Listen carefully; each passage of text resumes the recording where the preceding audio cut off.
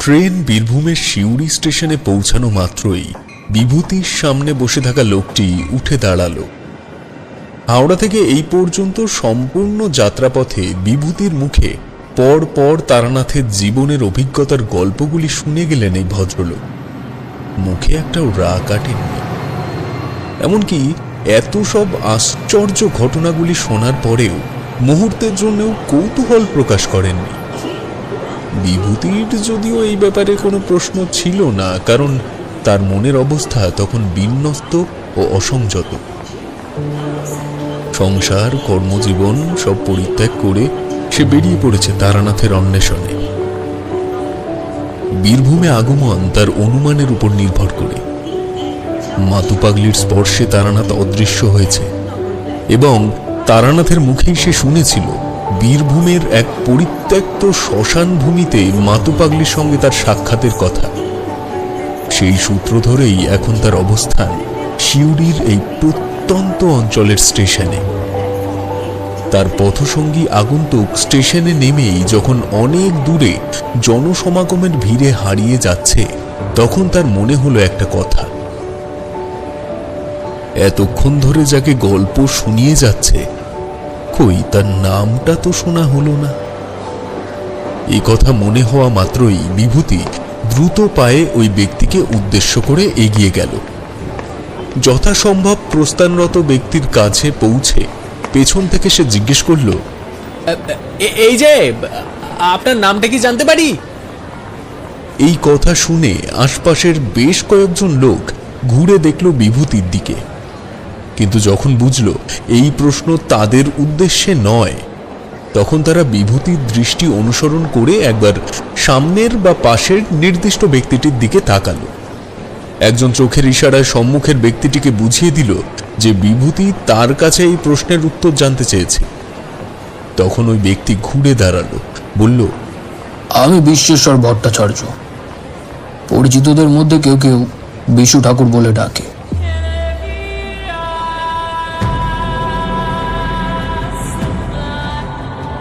মিথ্যে পরিচয় দিতে পারতাম, তবে একটা ব্রতর মধ্যে রয়েছি, তাই মিথ্যে বলবো না। বিভূতির মাথায় তখন যেন একটা আকাশ ভেঙে পড়ার অভিপ্রায়। বিশু ঠাকুর, যে মানুষটির সামনে বসে এতক্ষণ গল্প শুনিয়ে গেল, সে বিশ্বেশ্বর ভট্টাচার্য। তবে তারানাথের বর্ণনায় যে বয়স ও বিচিত্র চরিত্রের পরিচয় সে বিশু ঠাকুরের ব্যাপারে পেয়েছিল, সামনে দাঁড়িয়ে থাকা ব্যক্তিটির বয়স ও সময়কাল কি সেখানেই থেমে গেছে? সে কি বৃদ্ধ হয়নি? ততক্ষণে বিশু ঠাকুর কি এক সম্মোহিত ঘেরাটোপের মধ্যে বিভূতিকে নিক্ষেপ করে সেখানে থেকে প্রস্থান করেছে। এমনকি বিভূতির আশেপাশের জনসমাগমও রূপ বদলেছে অনেকটাই। কতক্ষণ কেটে গেল জানা গেল না, তবে এক রাশ মন খারাপ দিয়ে গেল সে বিভূতির মনে।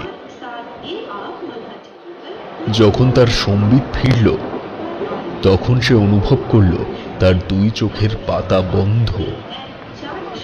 কিভাবে, কোন কারণে সে চোখ বুজে ফেলেছিল জানে না। কিংকর্তব্য বিমূঢ় হয়ে মিনিট দশেক দাঁড়িয়ে থাকবার পর সে স্টেশনের এক প্রান্তে অপেক্ষাকৃত ফাঁকা জায়গায় গিয়ে একটা বেঞ্চের ওপরে বসল। ট্রেন চলে যাওয়ার খানিক পরের থেকেই এই সকল গ্রামগঞ্জের স্টেশনে লোকজন থাকে না। কয়েক মুহূর্তের মধ্যেই জায়গাটা একেবারে থমথমে হয়ে গেল। বিভূতি নিজেকে বোঝালো, এটাই বোঝালো যে এই তো সবে শুরু।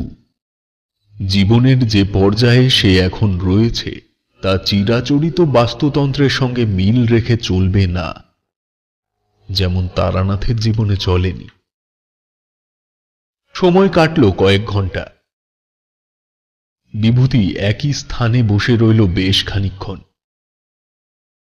এরই মধ্যে তার অনেক কয়েকবার নিজের স্ত্রী, সন্তানদের কথাও মনের ভেতরে পীড়ার সৃষ্টি করেছে। কেমন যেন হারিয়ে গেছে সে অন্য জগতে। এমনই করে যখন সূর্য ধীরে ধীরে পশ্চিমের দিকে সরতে শুরু করেছে তখন সে উঠবে মনস্থ করল। ঝোলা কাঁধে বাঁধিয়ে দাঁড়ানো মাত্র তার মনে পড়ল পুটলির ভেতরকার তারানাথের দেওয়া সেই অদ্ভুত পুঁথির কথা, যেটি তারানাথ সংগ্রহ করেছিল তার ঠাকুরদার পড়ার ঘরের থেকে। বিভূতি মনে মনে ভাবল, এই পুঁথি যখন তাকে এতদূর আসার নির্দেশ দিয়েছে তখন হতেও পারে এখানের থেকে কোথায় যেতে হবে তাকে সে বিষয়েও কোনো ইঙ্গিত বাক্য প্রতিফলিত হবে। কিন্তু না, সমস্ত পৃষ্ঠা খুঁটিয়ে খুঁটিয়ে দেখেও কোথাও একটা শব্দের আঁচড় পর্যন্ত চোখে পড়ল না। বিভূতি এবার স্টেশন চত্বর পেরিয়ে বাইরে এলো। পড়ন্ত বিকেলের মলিন আলোয় সম্মুখের ইটের রাস্তাটা যেন এক ফালি বিক্ষিপ্ত শিথির সিঁদুরের মতো দেখতে লাগছে। সে রাস্তার বুকে গুটি কয়েক লোকজন ইতস্তত আছে ঠিকই, তবে বিভূতির মতো কলকাতাবাসী মানুষের কাছে এ এক শূন্য পৃথিবীর সমান। বিভূতি প্রথমেই কাউকে জিজ্ঞেস করল না, আচ্ছন্নের মতো হাঁটতে হাঁটতে এগিয়ে গেল গ্রামের পথ ধরে অনেকটা। সন্ধ্যা নামবার পূর্বে পথ ছেড়ে সে ডান দিকের একটি পাড়ার ভেতরে ঢুকল। পোশাক পরিচ্ছদ ও চেহারায় কোনোভাবেই বিভূতিকে ভবঘুরে তান্ত্রিক বা সাধক বলে মনে হয় না। এই প্রকার মানুষের পক্ষে আশ্রয় ভিক্ষা চাওয়াটাও একটা অপ্রস্তুতির ব্যাপার। তবুও বিভূতি ভাবল, সে যখন তারানাথের অন্বেষণে বেরিয়েছে তখন এভাবে আশ্রয় প্রার্থী হয়ে ঘুরে বেড়ালে তার চলবে না। এই কথা ভাবতে ভাবতে সে এক গৃহস্থের বাড়ির উঠোনে এসে দাঁড়াল। বাড়ির তুলসী পীঠের সামনে বসে একজন বৃদ্ধা এক ঘটি জল পাশে রেখে উঠোন লিপছিল। বিভূতি প্রশ্ন করল, আগে একটা প্রশ্ন করতে পারি বুড়িমা? বৃদ্ধা নতমস্তকে উত্তর দিল, বিভূতি একটু থমকে গেল এই তুই করে সম্বোধনের কারণে। এমতো আচরণের সঙ্গে পরিচিত নয়, তাই নিজেকে খানিক গুছিয়ে নিয়ে বলল, এই গ্রামের শ্মশানটা কোন দিকে আমায় একটু বলে দিতে পারেন? এই প্রশ্ন শোনা মাত্রই বুড়ির কর্মব্যস্ত হাত থেমে গেল। কাদা মাখা হাত দিয়ে তার বিক্ষিপ্ত চুলগুলিকে মুখের ওপরের থেকে তুলে বিভূতির দিকে চাইতেই বিভূতির শরীরের পশমগুলি মুহূর্তের মধ্যে দাঁড়িয়ে গেল। সম্মুখের বৃদ্ধার দুটি চোখের মধ্যে একটি চোখের মণির কালো অংশটুকু উধাও। সেখানে সাদা পাথরের গুলির মতো জ্বলজ্বল করছে একটা নষ্ট নেত্র। তবে সে চাউনিতে কোনো প্রকার অভিব্যক্তি নেই। ভয়ঙ্কর হলেও অন্য চোখটির সামঞ্জস্যতা বৃদ্ধাকে ভাবলেশহীন একটি চেহারার অধিকারী করেছে। উনি বললেন, এই রাস্তা ধরে আরো মাইল দুয়েক হেঁটে যাওয়ার পরে রাস্তার বাঁ দিকে একটা কুয়ো পড়বে। সেই কুয়োর পাশের থেকে যে রাস্তা জঙ্গলের দিকে চলে গেছে, ওই রাস্তায় কিছুটা এগিয়ে গেলে শিউরি শ্মশান। বিভূতি বৃদ্ধার কথা শুনে রাস্তায় ফিরে এলো ঠিকই, তবে একটা ব্যাপার তার মাথায় চেপে বসল।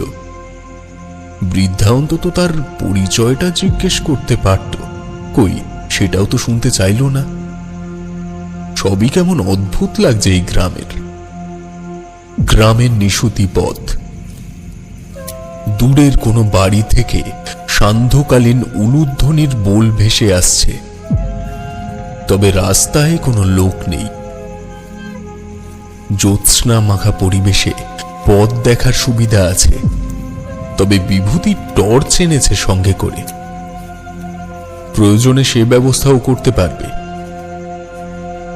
বৃদ্ধার কথা মতো মাইল দুয়েক পথ এগিয়ে যাওয়ার পরে ও সত্যি একটা কুয়ো দেখতে পেল। বিভূতি কিশোর বয়সে কিছুকাল তার গ্রামের বাড়িতে কাটিয়েছে। তাছাড়াও কালে ভদ্রে এবং চাকরির সুবাদে সে বেশ কয়েকটা জায়গায় এখনো কুয়োর জল ব্যবহারের রীতি দেখেছে। তবে এমন বড় কুয়ো সে এর আগে কোনোদিনও দেখেনি।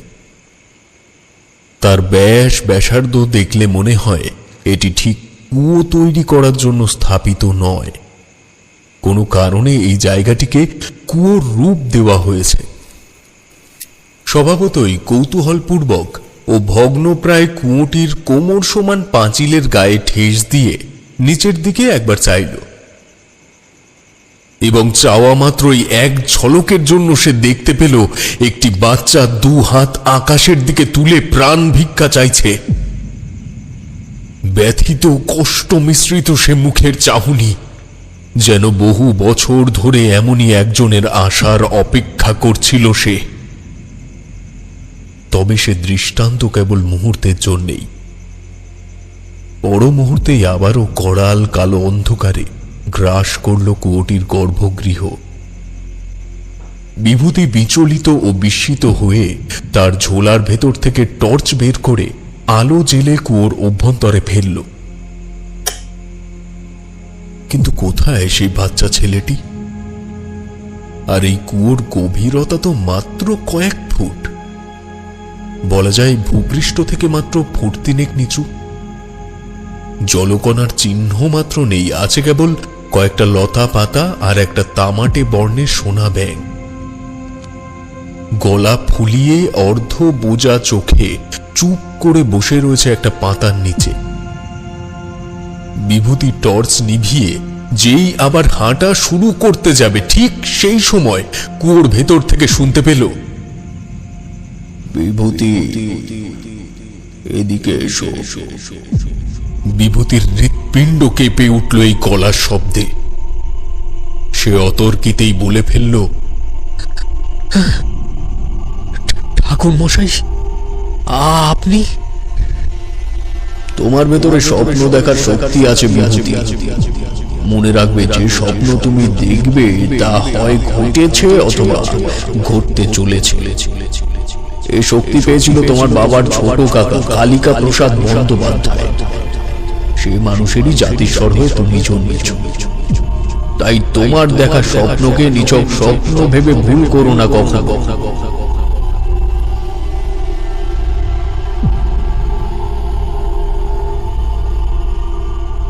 পরিবেশ কেমন যেন গুমোট হয়ে এসেছে মুহূর্তের মধ্যে। স্বাভাবিক নৈশ শব্দ যেন অতি ক্ষীণ হয়ে গেল। বিভূতি পুনরায় কুয়োর দিকে ঝুঁকে পড়ে কয়েক ভগ্নাংশের সময় কাটতে না কাটতেই সিদ্ধান্ত নিয়ে ফেলল যে সে ভেতরে লাফ মারবে, এবং সে তাই করল। তবে এ কি অলৌকিক কাণ্ড! টর্চের আলোয় যে কুয়োর গভীরতা ছিল মাটির থেকে মাত্র 3 ফুটের মতন, তার তল পেতে পেতে বিভূতির বিস্মিত আকাঙ্ক্ষিত মন ভাসতে থাকলো শূন্যে। এই গহ্বরের শেষ নেই, কোনো অন্তিম পর্যায়ে নেই। ঠিক এমন সময় ভাসমান অবস্থায় সে শুনতে পেল একটা নারকীয় মন্ত্রোচ্চারণের শব্দ। বিভূতি এবার অনুভব করল তার ভাসমান দেহটি যেন কোনো সমতলের উপরেই রয়েছে। অর্থাৎ সে এত উপরের থেকে পড়েছে কিনা আদৌ, অথবা সে কি মাটির উপরেই শুয়েছিল, তা সে খানিক সময়ের জন্য টের পেল না। সম্মুখে অনতি দূরে একটা ধুনির আগুন জ্বলছে। সেই ধুনির আগুনকে কেন্দ্র করে আশেপাশে ছড়িয়ে আছে খান 5 নরমুণ্ড। একজন উঁচু লম্বা বলিষ্ঠ দেহের সন্ন্যাসী সে ধুনির চারিদিকে ঘুরে ঘুরে একে একে নরমুণ্ডগুলি কুড়িয়ে কুড়িয়ে ঝোলার মধ্যে ভরছেন। বিভূতি উঠে দাঁড়াল। জামা কাপড়ের ধুলো ঝেড়ে ধীরে ধীরে এগিয়ে গেল সেই সন্ন্যাসীকে লক্ষ্য করে। সন্ন্যাসী নিজের কাজ করে চলেছে, বিভূতির আগমনে তার কোনো ভ্রুক্ষেপ নেই। বিভূতি সামনে এসে হাত জোর করে বলল, প্রণাম নেবেন বাবাজি। আসলে আমার সঙ্গে একটা অদ্ভুত ঘটনা ঘটেছে। এখানে এসেছে একজনের খোঁজে, তবে কোথায় পাবো তার দর্শন সে বিষয়ে কোনো রকমের কুলকিনারা পাচ্ছি না। সৌম্যদর্শন সন্ন্যাসী করুণ দৃষ্টিতে বিভূতির দিকে তাকাল। তারপর পড়ে থাকা শেষ খুলিটি হাতে তুলে নিয়ে বলল, তুমি যাকে খুঁজতে এসেছো তাকে বাঁচাতে পারলাম না। না, আর এখানে থেকে কোনো কাজ নেই। বিস্মিত হওয়ার যাত্রা সবে তো শুরু, যুবক। তুমি পারবে সামলাতে? বলে ওই সাধু সেখানে থেকে চলে গেল। বিভূতি স্বাভাবিক অবস্থায় থাকলে হয়তো তার পেছনে যেত, তবে যে কথা উনি বলে গেলেন তা যদি সত্যি হয়, অর্থাৎ বিভূতি যাকে খুঁজছে সে যদি মারা যায়, তাহলে না না, এই কিছুতেই হতে পারে না। তবে হঠাৎ তারানাথের কণ্ঠ সে শুনতে পেল কেন?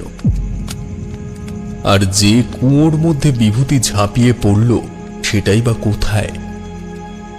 কি হয়ে চলেছে, কেন হচ্ছে, কিসের সাথে কিসের সম্পর্ক, এই সমস্ত চিন্তা বিভূতির মগজ শরীর দুটিকেই ক্লান্ত করে দিল। পড়ে থাকা ধুনির কাঠের নিভু নিভু আলোর দিকে তাকিয়ে সে চুপ করে বসে পড়ল সেখানে।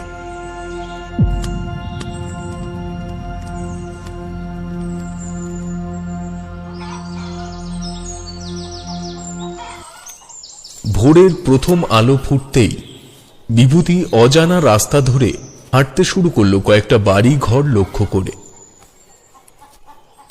তবে গতকাল ফেলে আসা পথে যে গ্রামের প্রতিচ্ছবি বিভূতি দেখেছিল, এ জায়গাটা যেন সেটি নয়।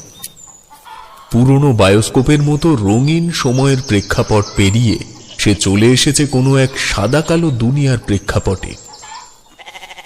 চির সবুজ গ্রামের লীলাময় সৌন্দর্য এখানে কেমন যেন ম্যারম্যারে হয়ে আছে।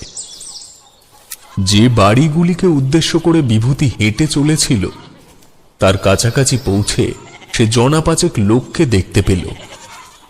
রাস্তার ওপরে দাঁড়িয়ে তারা কোনো এক বিষয় নিয়ে আলোচনা করছে। বিভূতিকে এগিয়ে যেতে দেখে সবাই ফ্যাল ফ্যাল করে তার দিকে চাইল। অবশ্য তাকিয়ে থাকাটাই স্বাভাবিক। এই গ্রামের মানুষ যে বর্তমান পৃথিবীর প্রবাহমান উন্নয়নের থেকে কয়েকশো বছর দূরে তা বলার অপেক্ষা থাকে না। বিভূতির মতো উন্নত পোশাক পরিচ্ছদ পরিহিত মানুষ এই স্থানে ঈশ্বর দর্শনের সমান। ওই জমায়েতের ভেতর থেকে একজন এগিয়ে এসে বিভূতিকে জিজ্ঞেস করল, কোন জায়গার থেকে আসতেছো বাবা? আমি এসেছি কলকাতা থেকে। কলকাতা? হ্যাঁ, কেন বলুন তো? না, তেমন কিছু নয়। তবে কলকাতার লোক এই গ্রামে আসে না সচরাচর। আমি কালকেই নেমেছি সিউড়ি স্টেশনে। এখানে এসেছি একজনের খোঁজে। সিউড়ি স্টেশন? এটা তো রামজয়পুর বাবা, হুগলি। এবার বিভূতির অবাক হওয়ার পালা। এই কারণেই তবে গতকালের পটভূমিকার সঙ্গে এই জায়গার এতটা অমিল। তবে সে এখানে কিভাবে এলো? না, আর এই সমস্ত ব্যাখ্যা নিয়ে ভেবে কোনো লাভ নেই। সে বুঝতে পেরেছে যুক্তির ঘেরাটোপে নিজেকে ফেলতে চাইলেই সে পাগল হয়ে যাবে। এর থেকে বরং নিজেকে ভাগ্যের কাছে সমর্পণ করাই শ্রেয়। তারানাথ বলেছিল কোনো মহা সংকটে পড়লে তার সঙ্গের পুঁথি তাকে পথ দেখাবে। অর্থাৎ তার মন ঠিক করে নিল, নিজের জীবনের চাবিকাঠি যদি কাউর হাতে গচ্ছিত রাখতে হয় তাহলে ওই পুঁথির কাছেই থাকুক। তবে তারানাথের গ্রামের বাড়ি রামজয়পুরের প্রেক্ষাপটে সে এসে পড়েছে যখন, তখন একবার তার বাড়িতে তো যেতেই হবে। বিভূতি প্রশ্ন করল, আচ্ছা, তারানাথ চক্রবর্তীর বাড়ি কোন দিকে বলতে পারবেন? বৃদ্ধ বিভূতির মুখে এমন কোনো প্রশ্নের জন্য প্রস্তুত ছিল না। বরং কোনো ব্যক্তি ভুল গন্তব্যে পৌঁছলে তাকে কিভাবে সঠিক জায়গায় পৌঁছে দেবে সে বিষয়ে মানসিক প্রস্তুতি নিচ্ছিল। খানিক ইতস্তত করে বৃদ্ধ বলল, চক্রবর্তী তো এই গ্রামে ওই রামলাল চক্রবর্তী, সে তো মারা গেছে। তার ছেলে আদিনাথ চক্রবর্তীকে চিনি, তবে তারানাথ। এমন সময় পেছনের জমায়েত থেকে একজন বলে উঠল, ওই আদিনাথ দাদার ছেলের নামই তারানাথ। হ্যাঁ হ্যাঁ, আদিনাথ চক্রবর্তী তার বাবার নাম। ও, তাহলে আমি চিনি। চলো আমার সঙ্গে। তবে তবের জবাব দেওয়াটা এই মুহূর্তে আমার পক্ষে সম্ভব নয় দাদু। আপনি আমায় নিয়ে চলুন। বৃদ্ধ আর কোনো প্রশ্ন না করে বিভূতিকে নিয়ে চলল একটা পাড়া পেরিয়ে অন্য পাড়ায়।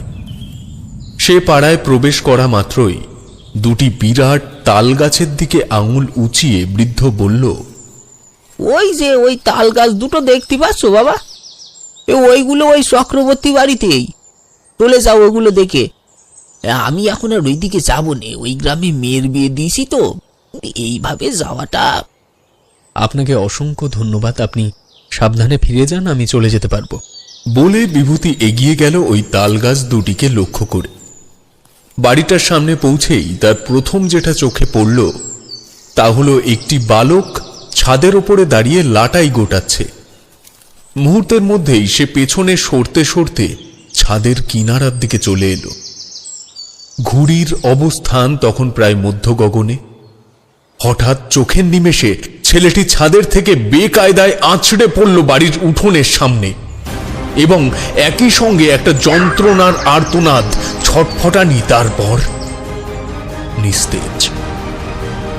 বাড়ির ভেতর থেকে একজন মহিলা ছুটে এলো আতঙ্ক ও আবেগ মিশ্রিত চেহারা নিয়ে। তারানাথ! কি হচ্ছে সরলা? বাবা চক্কর, বাবা তারানাথ, তারানাথ? চক্কর, এই তারানাথ? তারানাথ, তারানাথ? এই তারানাথ বাবা মায়ের দিকে। এই বাবা তারানাথ, বাবা ও এই তারানাথ। স্তম্ভিত, আতঙ্কিত, অসংযত বিভূতি জ্ঞান হারালো।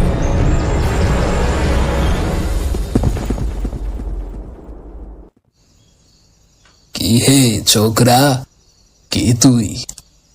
এই কুয়োর মধ্যে পড়ে ঘুমাচ্ছিস যে? বিভূতি চোখ খুলল এই ঝাঁঝালো কণ্ঠে। দেখল সেই পরিত্যক্ত কুয়োটির উন্মুক্ত খোলা অংশের এক পাশের থেকে নিচের দিকে চেয়ে আছে এক কৃষ্ণ বর্ণের জটাজুটোধারী লোক। তার চোখে মুখে কৌতূহল ও বিস্ময়তার ছাপ। বিভূতির বুকের উপরে গলা ফুলিয়ে বসে আছে সেই ব্যাঙটি। কিছুক্ষণের গভীর স্মৃতিচারণের পর বিভূতি আবিষ্কার করল সে হয়তো কুয়োতে পড়ে গিয়ে কোনোভাবে অজ্ঞান হয়ে গিয়েছিল, এবং সেই অচৈতন্য অবস্থাতেই এই মর্মান্তিক স্বপ্ন সে দেখল। তারানাথ কি বাল্য বয়সে মারা যেতে পারে নাকি? পরক্ষণেই তার মনে পড়ল তারানাথের বলা কথাটা। তবে কি বিভূতি যা দেখল তা সত্যি? তাহলে কে এই তারানাথ তান্ত্রিক? এসব অমোঘ চিন্তা যখন বিভূতির মস্তিষ্ককে ছিন্ন ভিন্ন করে দিচ্ছে, তখন আবার ওপরে সন্ন্যাসী ডাকল, উঠে আয় বৎস, আমি তোকে সাহায্য করব, আয়। বিভূতি উঠে দাঁড়াল। সাহায্যের তার এখন প্রকৃতই দরকার। সন্ন্যাসী একটা লাল কাপড়ের টুকরো ছুড়ল বিভূতির উদ্দেশ্যে। অবশেষে অনেক কসরতের পর সে উঠে এলো উপরে। সন্ন্যাসী বলল, কাউকে খুঁজছিস তাই না? হ্যাঁ, কিন্তু আপনি জানলেন কি করে? আমি সব বুঝতে পারি, তবে তুই যাকে খুঁজছিস তাকে তো অত সহজে পাবি বলে মনে হয় না। কেন পাবো না কেন? সন্ন্যাসী একটা আত্মতুষ্টির হাসি ঠোঁটের কোণায় ফুটিয়ে নিয়ে বলল, তুই কালের ফাঁদে পড়েছিস, সাধনার মাধ্যমে তোকে খুঁজে নিতে হবে তাকে। আমি প্রস্তুত যে কোনো সাধনার জন্য, তবে আমি তাকে ফিরিয়ে আনতে চাই।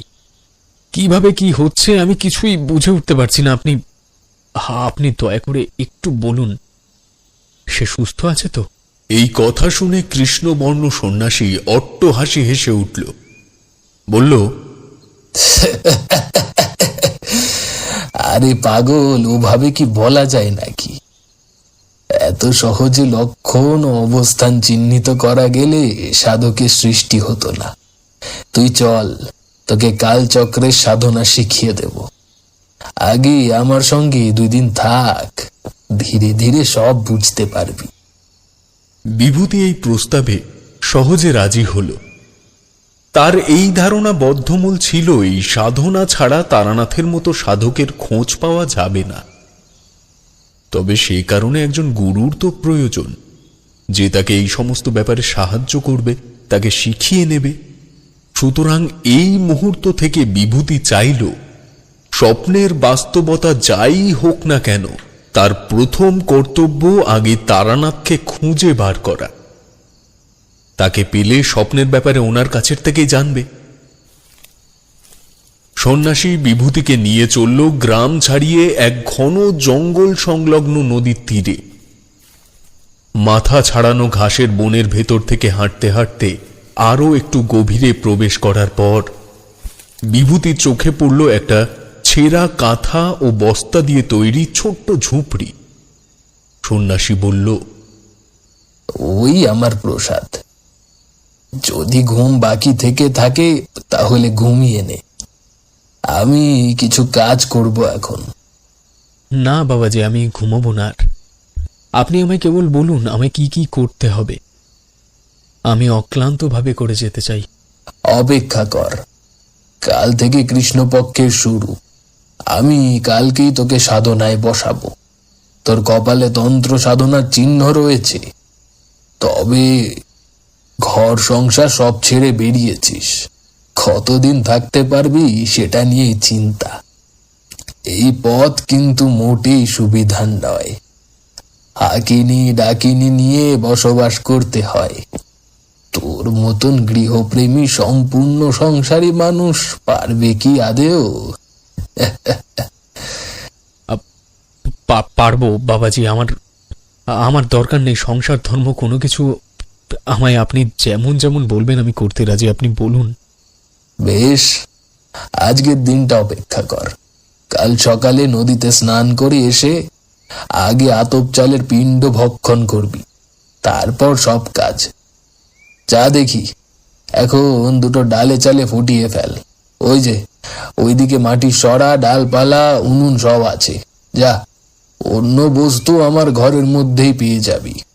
বিভূতি মুখে আর কোনো কথা না বলে তার কাঁধের ঝোলাটি নামিয়ে আগে ঝুপড়ির মধ্যে রাখল। আশেপাশে মলমূত্রের গন্ধ পরিবেশটা বিষিয়ে রেখেছে, তবে সেসব মাৎসর্য বিক্ষিপ্ত হাওয়ার মতোই মাঝে মাঝে আসে আর বেরিয়ে যায় মনের থেকে। নদীর থেকে চাল ডাল ধুয়ে এনে ফুটন্ত জলে ছেড়ে দিয়ে বিভূতি তাকিয়ে রইল ওই সন্ন্যাসীর দিকে। দেখল উনি বাঁশের কঞ্চির চটা বের করে একটা ধারালো ছুরি জাতীয় কিছু দিয়ে সরু সরু ফলা তৈরি করছে, যার এক প্রান্ত ভোঁতা আর অন্য প্রান্ত তীরের ডগার মতো ছুঁচল। এরকম খান 10 ফলা তৈরি হয়ে যাওয়ার পর সে ওগুলোকে কিছু শুকনো ঘাসের উদ্বৃত্ত দিয়ে বেঁধে ফেলে উঠে দাঁড়ালো। বলল, তুই খাবার হয়ে গেলে খেয়ে নিস, আমি আসছি। সন্ধ্যার আগেই ফিরে আসব। এই কথা বলে উনি চলে গেলেন। বিভূতি সেদিন দুপুরবেলায় নদীতে স্নান করে তার পরনের বস্ত্র ধুয়ে ঘাসের উপর মেলে দিয়ে নতুন বস্ত্র পরল। তারপর খাওয়া দাওয়া করে সন্ন্যাসীর খাবার ঘরের এক কোণে ঢেকে রেখে খড় বিছানো জমিনে ঘুমিয়ে পড়ল ওনার অপেক্ষা করতে করতে।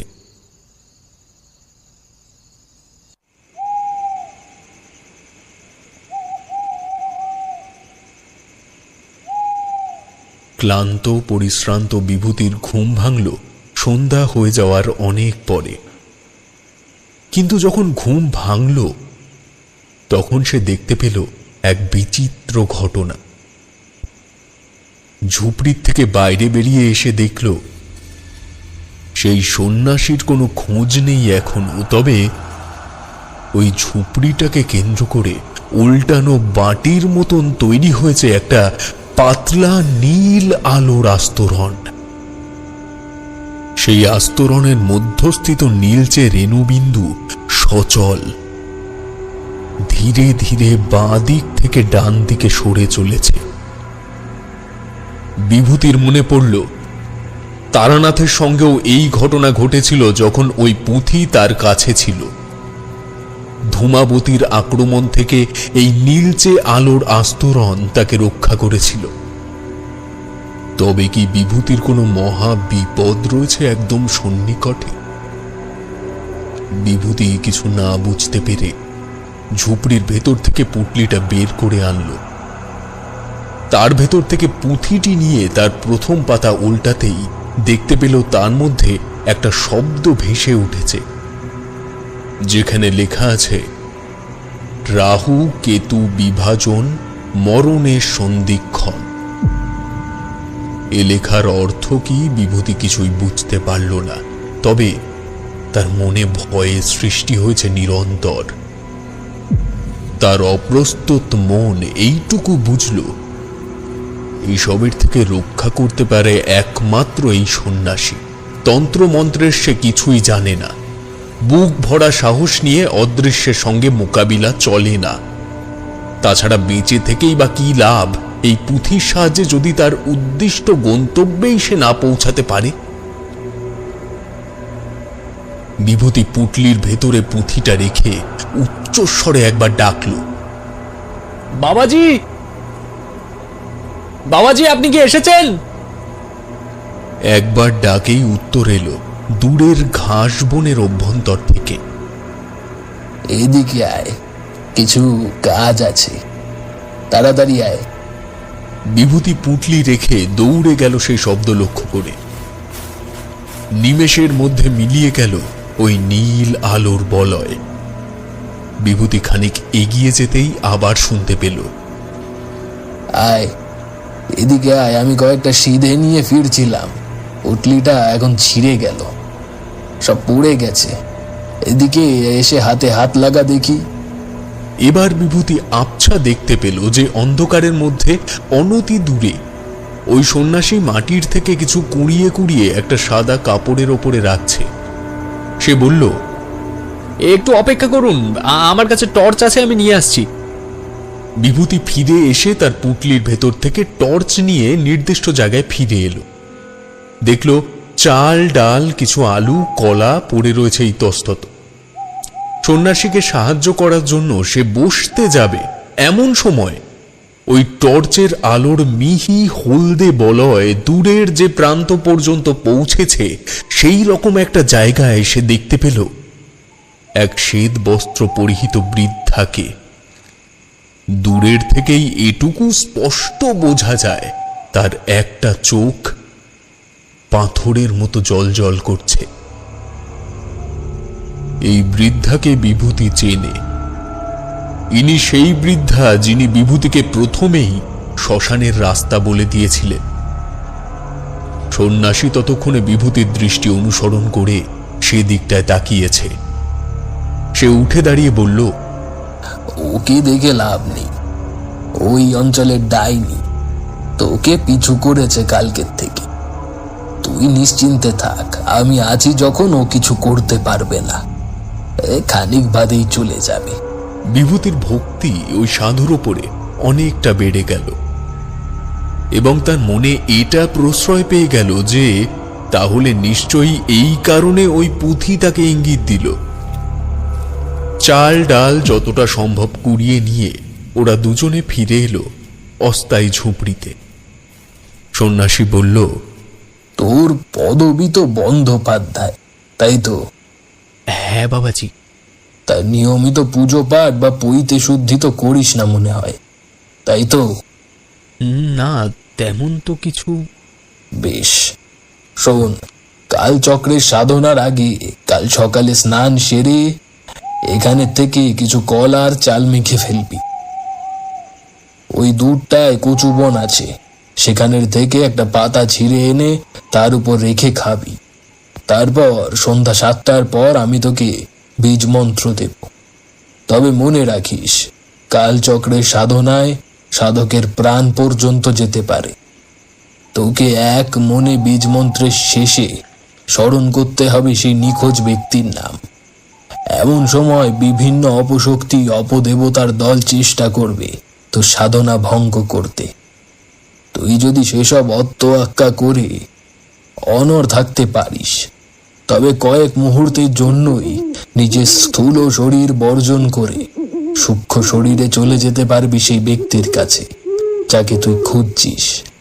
বেশি সময় থাকবে না তার সঙ্গে কথা বলার, তবে যেটুকু সময় পাবি তার মধ্যেই সব জেনে আসবি। মনে রাখিস, না ফিরতে পারলেই হবে মহা বিপদ। কতটুকু সময় পাবি তা বুঝতে পারবি স্থূল শরীর ছাড়বার পরেই, তা এখন বলা সম্ভব নয়। ঠিক আছে বাবাজি। বিভূতির মনে পড়ে গেল সিমডেগায় পাসাং মারার গানের কথা। সেখানেও তারানাথের আবির্ভাব হয়েছিল ঠিক এইভাবেই। সে বলেছিল, আমি এখানে বেশিক্ষণ থাকতে পারবো না, আমায় ফিরতে হবে। অর্থাৎ তার ওই আগমনের উপায় এই কালচক্র সাধনা। এখন এ ব্যাপারে বিভূতি নিশ্চিত। খানিকক্ষণে নীরবতা। বিভূতি চোখ তুলে দেখল ওই সন্ন্যাসী বিভূতির পুঁটলির দিকে তাকিয়ে রয়েছে। বিভূতি প্রশ্ন করল, কিছু বলবেন বাবাজি? না, তেমন কিছু নয়। আমি ভাবছি তোর মতন জীবনযাপন ছেড়ে আজ যে নেশায় বাড়ির থেকে বেরিয়েছিস, যদি তোর কিছু হয়ে যায় তোর সংসারের কি হবে? কি এনেছিস এই পুটলিতে? পুটলিতে আমার জামা কাপড়, একটা টর্চ আর একটা পুঁথি আছে, আর বিশেষ কিছু নেই। পুঁথি কি তন্ত্রশাস্ত্রের নাকি পারাশরি হরা? বিভূতি একটু অপ্রস্তুত হয়ে বলল, এইসব বিষয়ে আমার কোনো জ্ঞান নেই বাবাজি, তবে এই পুঁথি আমার নয়, আমি যাকে খুঁজছি তার। কই, আমায় দেখা দেখি। এ বিষয়ে যদিও বিভূতি একটু আপত্তি প্রকাশ করতে চাইল, তবুও এই মহান পুরুষের সামনে গোপনীয়তার কোনো মানে হয় না। ভেবে সে বের করল পুঁথিটি, এবং সেটি দেখা মাত্রই মুহূর্তের জন্য সন্ন্যাসীর চোখ বিস্ফারিত হল। তারপর আবার স্বাভাবিক অবস্থায় ফিরিয়ে এনে সন্ন্যাসী বলল, সে যাই হোক, কাল সন্ধ্যায় বসার সময় যে তুই তোর এই নিত্য প্রয়োজনীয় জিনিসপত্রের পুটুলি এইসব কিছুই কাছে রাখতে পারবি না। নিয়মে এমন আছে যে পরনের পোশাকটি পর্যন্ত শুভ্র ও নতুন পরতে হয়। সে না হয় আমি ব্যবস্থা করে দেব সকালে, তবে এগুলো কিন্তু রাখতে পারবি না কাছে। আর যখন সাধনায় বসতে যাবি তখন ফেলে আসা রাস্তার দিকে তাকাবি না। বিভূতি নীরবে মাথা নাড়ল ঠিকই, তবে এই নিয়মটা তার মনের সাথে দ্বন্দ্ব করল বেশ খানিকক্ষণ। সেই রাতে আর বিশেষ কিছু ঘটল না। পরদিন সকাল হতে না হতেই সন্ন্যাসী তাকে ডেকে স্নানে পাঠিয়ে দিল এবং নিজে গেল কাছের কোনো বাজারে একটা সাদা ধুতির ব্যবস্থা করতে। বিভূতি সন্ন্যাসীর কথা মতো স্নান সেরে চাল কলা মেখে খেতে বসল কচু পাতা ছিঁড়ে এনে। এই খাদ্যের সঙ্গে তার পরিচয় এই প্রথম। তারানাথের মুখে এমন কথা সে অনেকবার শুনেছে, তবে এই খাদ্যের অভিজ্ঞতা এতটাই অরুচিকর যে প্রথমটায় তার গলার থেকে নামতে চাইল না।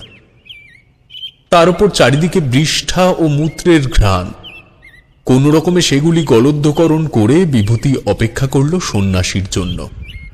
সন্ন্যাসী ফিরল দুপুর নাগাদ, একটি সাদা ধুতি ও কয়েকটা হলদে লেবু নিয়ে। সে লেবুর গায়ে ইতিউতি সিঁদুরের ফোঁটা দেওয়া। সেগুলি বিভূতির হাতে দিয়ে বলল, এই ধুতি পরে নিবি সন্ধ্যার আগে, এবং মাটিতে একটা ত্রিভুজ অঙ্কন করে এই লেবুগুলি ত্রিভুজের প্রত্যেকটি কোণায় একটি করে ও মধ্যভাগে 3টে রাখবি। এবার তোর পৈতেটা খুলে দে দেখি। বিভূতি পৈতে খুলে সন্ন্যাসীর হাতে দিয়ে তাকে খাবার বেড়ে দেওয়ার জন্য উদ্যত হল। বিপদে সহকারী মানুষটির ওপরে ওর কিছুটা হলেও সম্ভ্রম ও শ্রদ্ধার ছায়া পড়েছে। সন্ন্যাসী যখন খেতে বসল, তখন একবারের জন্য কি মনে হতে আনমনেই বিভূতি ঝুপড়ির ভেতরে ঢুকে একবার পুঁথিটা বের করে তার প্রথম পাতা উল্টে দেখে নিল সেখানে কিছু নতুন এসেছে কিনা। না, নতুন কিছু আসেনি, তবে আগের দিনের ওই কথাটা, অর্থাৎ রাহু কেতু বিভাজন মরণের সন্ধিক্ষণ, এই লেখাটি আগের সমস্ত বারের মতো সম্পূর্ণ উধাও হয়ে যায়নি। ম্লান হলেও এখনো প্রস্ফুটিত। সন্ধ্যা নামল। সন্ন্যাসী বিভূতিকে কানে কানে বীজমন্ত্র দান করে তার সারা গায়ে ধুনির ছাই লাগিয়ে কি যেন বিড়বিড় করে মন্ত্র পড়ল। কৃষ্ণপক্ষের আলকাতরার মতন কালো অন্ধকার। ঝিঁঝি পোকাগুলোও যেন আজ কোনো এক অপার্থিব রাতের আগমনের পূর্বাভাস পেয়ে গলা ছেড়ে আর্তনাদ করছে। সন্ন্যাসী বলল, এই দক্ষিণ দিক বরাবর চলে যা, দেখবি কিছুটা যাওয়ার পর একটা ফাঁকা জায়গা আছে। ওখানে গিয়ে কাঠকুটো দিয়ে একটা ধুনি করবি। কাঠ আমি বেঁধে রেখেছি ওইখানে, আর লেবুগুলো তো তোর কাছেই আছে। মনে রাখবি, আঙুল দিয়ে ত্রিভুজ আঁকবি, অন্য কোনো বস্তু দিয়ে নয়। যা, এগুলো নিয়ে বেরিয়ে পড়। জয় তারা। বিভূতি এক মুহূর্ত আর অপেক্ষা না করে আশায় বুক বেঁধে বেরিয়ে পড়ল উক্ত দিক নির্দেশ অনুযায়ী। এক হাতে কাঠের পাজা, অন্য হাতের মুঠোয় চেপে ধরা আছে 6টি সিঁদুর মাখানো লেবু। খানিক দূরে যেতে না যেতেই ও থমকে দাঁড়ালো। দেখল তার যাত্রাপথে সোজা মাটির থেকে হাত দুয়েক ওপরে জল জল করছে দুটি সবুজ চোখ। এমন পাণ্ডব বর্জিত জায়গায় শেয়াল থাকাটা আশ্চর্যের নয়। বিভূতি কাঠের পাঁজা উঁচু করে একটু ভয় দেখানোর চেষ্টা করতে জন্তুটি সরে গেল জঙ্গলের আবডালে। ঠিক তখনই আশপাশের পরিবেশে হঠাৎ যেন কেউ অস্ত যাওয়ার সূর্যের মতো রাঙা আলো ছড়িয়ে দিল। অন্ধকারের কালো চাদর ছিঁড়ে দিল একটা তেজস্বী লালচে রশ্মি। বিভূতি পেছন ঘুরে দেখল, ফেলে আসা পথের শেষে দুই হাতে তার পুঁথিটি তুলে ধরে দাঁড়িয়ে আছে ওই সন্ন্যাসী। ডান হাতের একটি আঙুলের ফাঁকের থেকে ঝুলছে বিভূতির পৈতে। সন্ন্যাসী বিভূতির দিকে তাকিয়ে একটা পৈশাচিক হাসি ছুড়ে দিল, চিৎকার করে বলল, অর্বাচীন, তোর পুঁথির মর্ম তুই নিজেই জানিস না, আর জানবি কি করি? সে যোগ্যতা তোর নেই। এই জিনিসের উপর শুধু আমার অধিকার। এর বদলে আমি তোকে মুক্তি দিলাম। বাড়ি যা, বাড়ি চলে যা।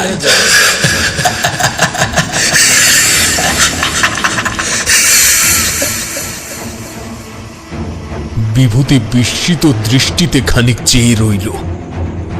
তার মনের মণিকোঠায় ভেসে উঠল তারানাথ ও মাতু পাগলির অদৃশ্য হয়ে যাওয়ার সেই সন্ধিক্ষণ। চোয়াল শক্ত হল যুবকের।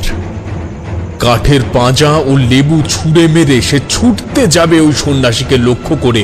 এমন সময় সে লক্ষ্য করল ওই লালচে আলোর আভা উত্তপ্ত অঙ্গার স্বরূপ তার শরীরের চামড়াকে পোড়াতে শুরু করেছে। তবে মৃত্যু ভয় করবার ছেলে বিভূতি এখন আর নেই। তার মন মনন কেবল তারানাথের অন্বেষণে নিবদ্ধ। ছুটতে শুরু করার আগেই সেই পেছনের জন্তুটি তার শক্ত শরীরের ধাক্কায় বিভূতিকে ছিটকে ফেলে দিয়ে ছুটল সেই সন্ন্যাসীকে লক্ষ্য করে।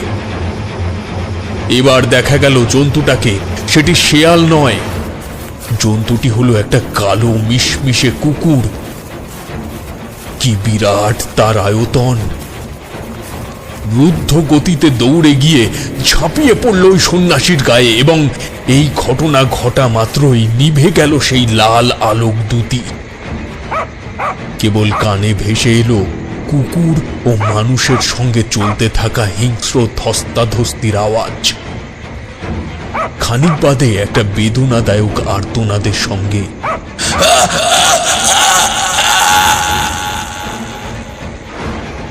শেষ হলো ওই চলমান বিধ্বংসী মুহূর্ত। বিভূতি কোনো রকমে উঠে দাঁড়িয়ে ছুটল ঘটনাস্থলে। হাতড়ে হাতড়ে খুঁজতে থাকলো সেই পুঁথি। এমন সময় টর্চের আলো পড়তেই ও চমকে উঠল। দেখল বিশু ঠাকুর হাতে টর্চ জেলে অশান্ত ভঙ্গিতে তার দিকে চেয়ে আছে। বলল, এইসব জায়গায় কেন এসেছো? ওই বৃদ্ধা না বললে তো আমি জানতেই পারতাম না। নাও, তোমার বই খাতা যা আছে সব তোলো, তুলে চলো আমার সঙ্গে। বিভূতির বুকে জল এলো। পুঁথি হাতে নিয়ে উঠে দাঁড়িয়ে সে চারিদিকে চোখ ফেলে খুঁজতে লাগলো ওই কুকুরটাকে। সামনে ছিন্ন বিচ্ছিন্ন হয়ে পড়ে আছে ওই কটু মানসিকতার অধিকারী ষড়যন্ত্রী সন্ন্যাসী। তবে জন্তুটাকে আর দেখা গেল না। বিশু ঠাকুর বলল, কি আরো কিছু হারিয়েছে নাকি? ওই ওই কুকুরটা ওর নাম কেতু, আমার বন্ধু রামরামের কুকুর। রামরাম মারা গেল, তারপরের থেকে আমার সাথে সাথেই ঘুরে এখানে এলে। এই পাশের গ্রামে ওর প্রভুর বাড়ি ছিল কিনা। বিভূতির মনে পড়ে গেল তারানাথের মুখে একবার শুনেছিল বীরভূমের লুপ লাইনের কোনো এক স্টেশনেই দেখা হয়েছিল বিশু ঠাকুরের সাথে তার। তবে কেতু যে আসলে কোনো সাধারণ কুকুর নয় সে ব্যাপারে তারানাথ বুঝতে পেরেছিল। এমনকি সে এটা বুঝতে পেরেছিল বিশু ঠাকুর কেতুর রূপ নিয়ে রামের খুনিকে হত্যা করেছে। এসব ভেবে বিস্মিত হয়ে বিভূতি প্রশ্ন করল, আপনি কেতুর রূপ নিতে পারেন তাই না? আপনি আমায় মিথ্যে বলছেন? বিশু ঠাকুরের উজ্জ্বল মুখ হঠাৎ মিয়ে এলো এই প্রশ্নে। শান্ত চোখে বিভূতির দিকে চেয়ে সে বলল, মিথ্যে তো তারানাথও এতদিন তোমাদের বলে এসেছে। কি মিথ্যে?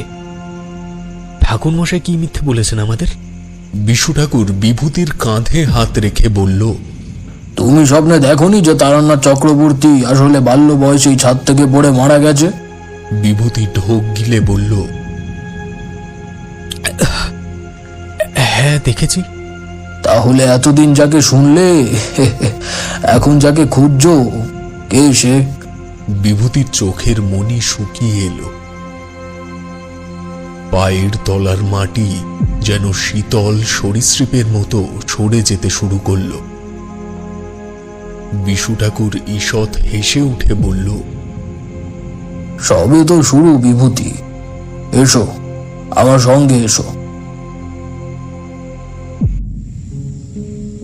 বিশু ঠাকুরের সাথে এগিয়ে চলেছে বিভূতি। নদী তীরের সংলগ্ন মাথা ছাড়ানো উঁচু ঘাস বনের ভেতর থেকে। যে কথা বিশু ঠাকুরের মুখে সে শুনেছে তার তাৎপর্য বিশ্লেষণের ক্ষমতা কেবল বিভূতি কেন, আমার আপনাদের কারণ নেই। তারানাথ তান্ত্রিক বাল্য বয়সে মারা গেছে এই কথা মেনে নেওয়া কি বিভূতির মতো মানুষের পক্ষে এতটাই সহজ? যে মানুষের অন্বেষণে সে ঘর সংসার কর্মজীবন সমস্ত কিছু ছেড়ে দিয়ে আজ সিউড়ির এই প্রত্যন্ত অঞ্চলে ঘুরে বেড়াচ্ছে, যেই মানুষের মুখে এতগুলো বছর ধরে এত সকল বিচিত্র কাহিনী সে এবং কিশোরী শুনে আসছে, তবে সে কে? নীরবে বিশু ঠাকুরের পেছন পেছন সে হেঁটে আসছিল। এমন সময় তার ধুতির খুঁট আটকে গেল কোনো বস্তুতে। প্রথমে আনমনেই একবার টান দিয়ে সেটিকে ছাড়ানোর চেষ্টা করল, তবু যখন সেটা ছেড়ে এলো না তখন সে নিচে তাকালো। দেখল ফুটখানিক লম্বা একটা মাটিতে পুঁতে রাখা কঞ্চিতে তার ধুতি আটকেছে। এই ঘাস বনের মাঝে কঞ্চি পুঁতে রেখেছে কে? এদিকে বিভূতিকে দাঁড়িয়ে পড়তে দেখে বিশু ঠাকুর তখন ঘুরে দাঁড়িয়েছেন।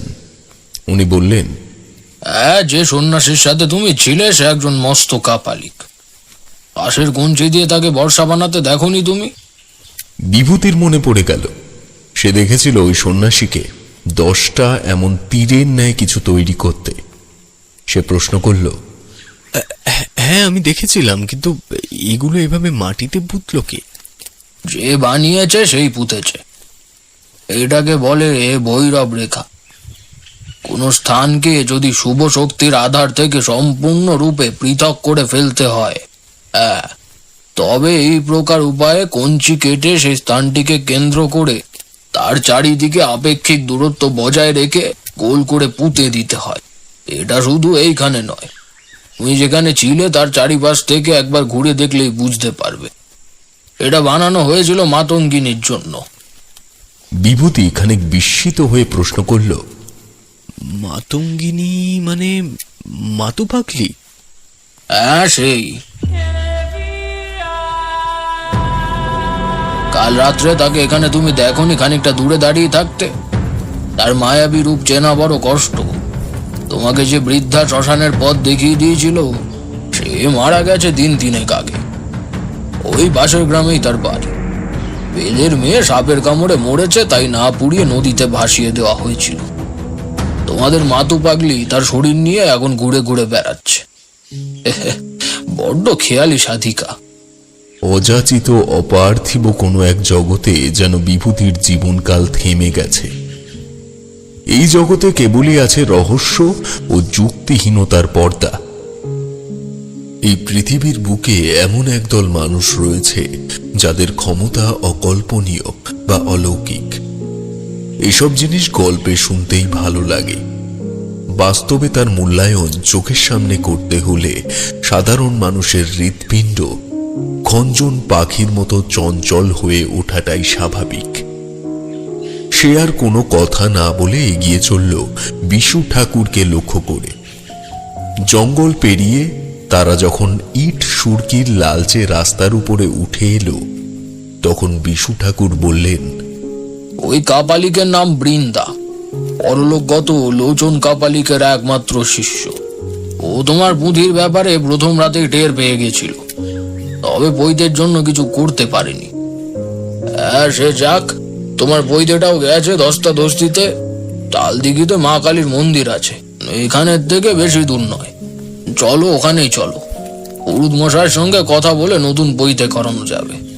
বিভূতির অবস্থা অসংলগ্ন হলেও মস্তিষ্ক প্রচণ্ড তুখর, এবং তারানাথ তাকে এবং কিশোরীকে প্রচণ্ড মনোযোগী শ্রোতা বানিয়ে ফেলেছে ইতিমধ্যেই। সে কারণে বিশু ঠাকুরের এই কথাগুলির মধ্যে একটি কথা সে ধরে ফেলল অতি সহজেই। সে প্রশ্ন করল, ধস্তাধস্তির সময় পইতে খোয়া গেছে, এটা আপনি জানলেন কি করে?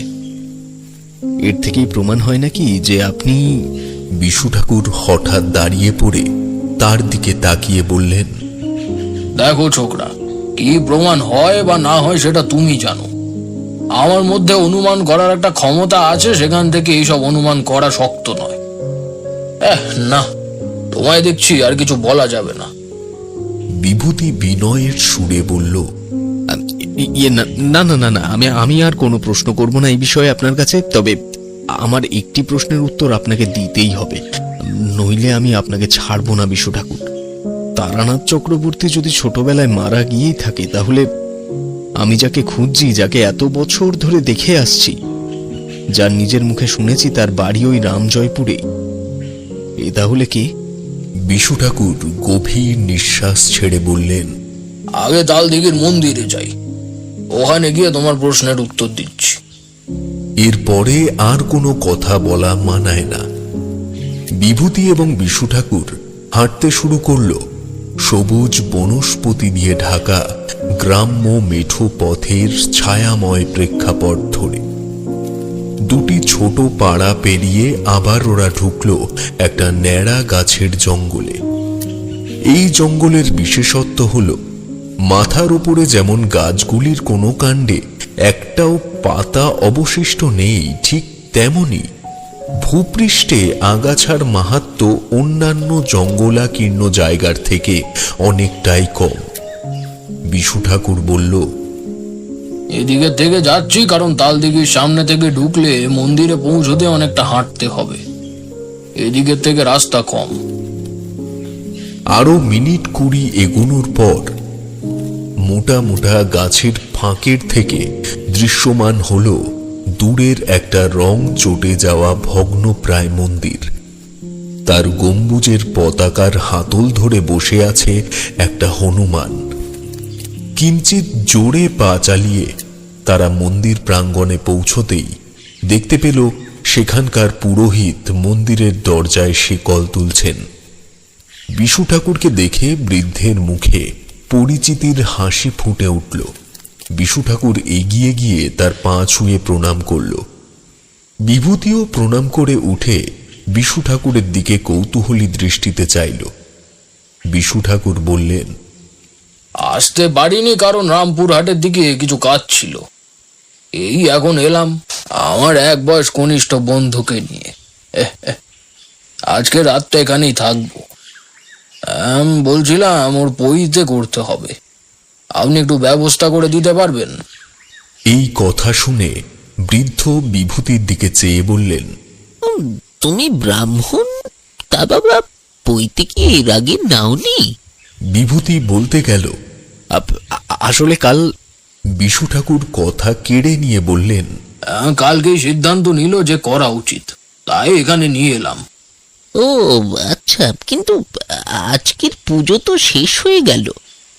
সন্ধ্যা দিতে একবার আসবো যদিও, তবে রাতের বেলায় এই সমস্ত কাজ না করে আমি বলি কি, তোমরা থেকে যাও রাতটা, কাল সকালে পূজার সময় আমি করিয়ে দেবো, কেমন? বিভূতি সম্মতি দেবে কিনা ভাবতে ভাবতেই বিশু ঠাকুর বললেন, বেশ, তাহলে তাই হোক। আমরা এখানেই থাকি, মায়ের চরণে 2 দণ্ড সময় কাটাতেও ভালো লাগে। আপনি এখন বাড়ি ফিরছেন? হ্যাঁ বাবা, বাড়িতে আবার মেয়ে জামাই এসেছে, তাই একটু। হ্যাঁ, তা বেশ। তো তাহলে তো অনেক কাজ বাড়িতে, তাহলে আসুন আপনি। পুরোহিত আশীর্বাদ করার ভঙ্গিতে হাত তুলে স্নেহের চোখে বিভূতি ও বিশু ঠাকুরের দিকে তাকিয়ে সেখানের থেকে চলে গেলেন। ওরা দুজন খালি পায়ে মন্দিরের চাতালের উপরে উঠে মুখোমুখি বসে পড়ল। যদিও মুখোমুখি তখনই হলো যখন বিভূতি নিজের বসার জায়গাটা পরিবর্তন করে একটু সরে এসে বিশু ঠাকুরের চোখের দিকে তাকালো। বিশু ঠাকুর বললেন, আর তুমি দেখছি বড্ড নাচর বান্দা। এই ঘটনা তোমায় বললে আমি জানি না তুমি কিভাবে বিষয়টাকে নেবে, তবে এটুকু জানিয়ে দিতে চাই, এই ঘটনা শুনতে শুনতে এবং শোনার পরে এই কাহিনীর ব্যাপারে কোনো প্রশ্ন করতে পারবে না। বিভূতি মাথা ঝাঁকিয়ে বললে, আমি কথা দিচ্ছি কোনো প্রশ্ন করব না। বিশু ঠাকুর মাথার ওপরের পলেস্তারা খসে যাওয়া ছাদের দিকে চেয়ে একবার চোখ বুঝলেন, তারপর বলতে শুরু করলেন এক বিচিত্র ঘটনা। সাঁতরাগাছি স্টেশনে বসে আছি। দুপুর তখন ওই 12:30 কি 1টার মতন। ট্রেনের লাইনের কোনো এক গোলযোগের কারণে অপেক্ষা করছি প্রায় 4 ঘন্টা। অবশেষে যখন গাড়ির খবর হলো, তখন উঠে গিয়ে অদূরের একটা চায়ের দোকান থেকে জল চেয়ে চোখে মুখে জল দিলাম। আগের জায়গায় ফিরে এসে বসতে যাব এমন সময় লক্ষ্য করলাম প্ল্যাটফর্মের একদম কিনারা এক ভদ্রলোক মাথা নিচু করে দাঁড়িয়ে আছে। ওদিকে ট্রেনের ইঞ্জিন আসছে এগিয়ে প্ল্যাটফর্মের উদ্দেশ্যে। আমি লোকটির মুখ দেখতে পারছি না, কারণ সে দাঁড়িয়ে রয়েছে পেছন ঘুরে। ট্রেন ক্রমে আরো এগিয়ে এলো। পরক্ষণেই একেবারে সামনাসামনি চলে আসতেই আমি ছুটে গিয়ে তাকে টেনে নিলাম নিরাপদ স্থানের দিকে, এবং দুজনেই হুমড়ি খেয়ে পড়লাম এক পেয়ারা বিক্রেতার সঙ্গে ধাক্কা লেগে।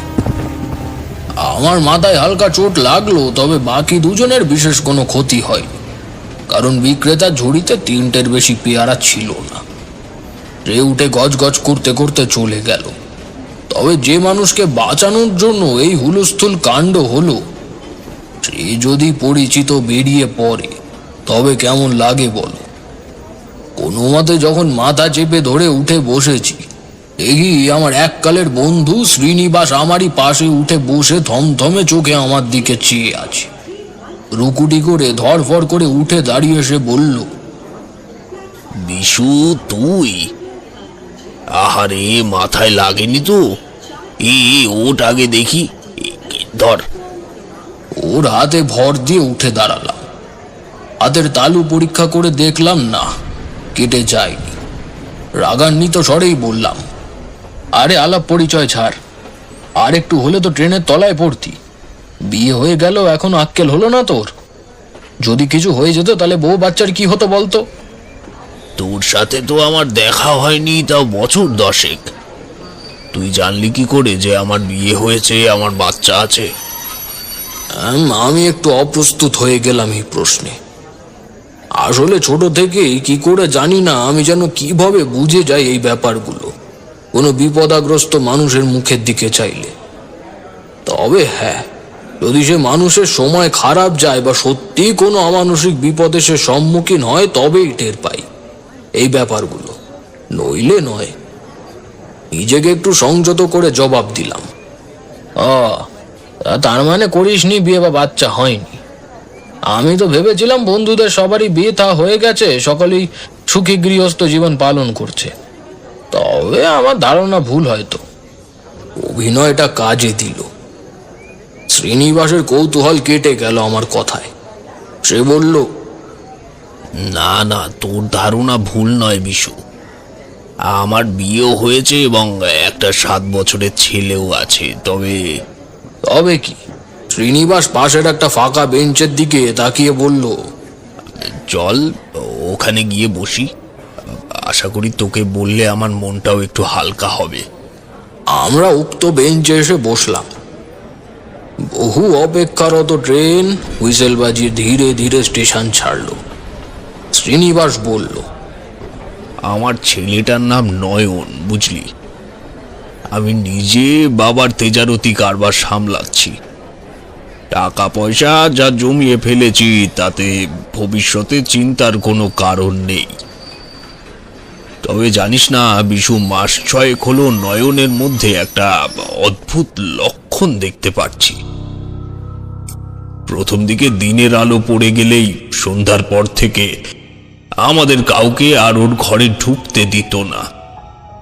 ঘরের আসবাব, তার পড়াশোনার বই, জামা কাপড় সমস্ত কিছু ভেঙে ছিঁড়ে তছনছ করে ফেলতে শুরু করলো।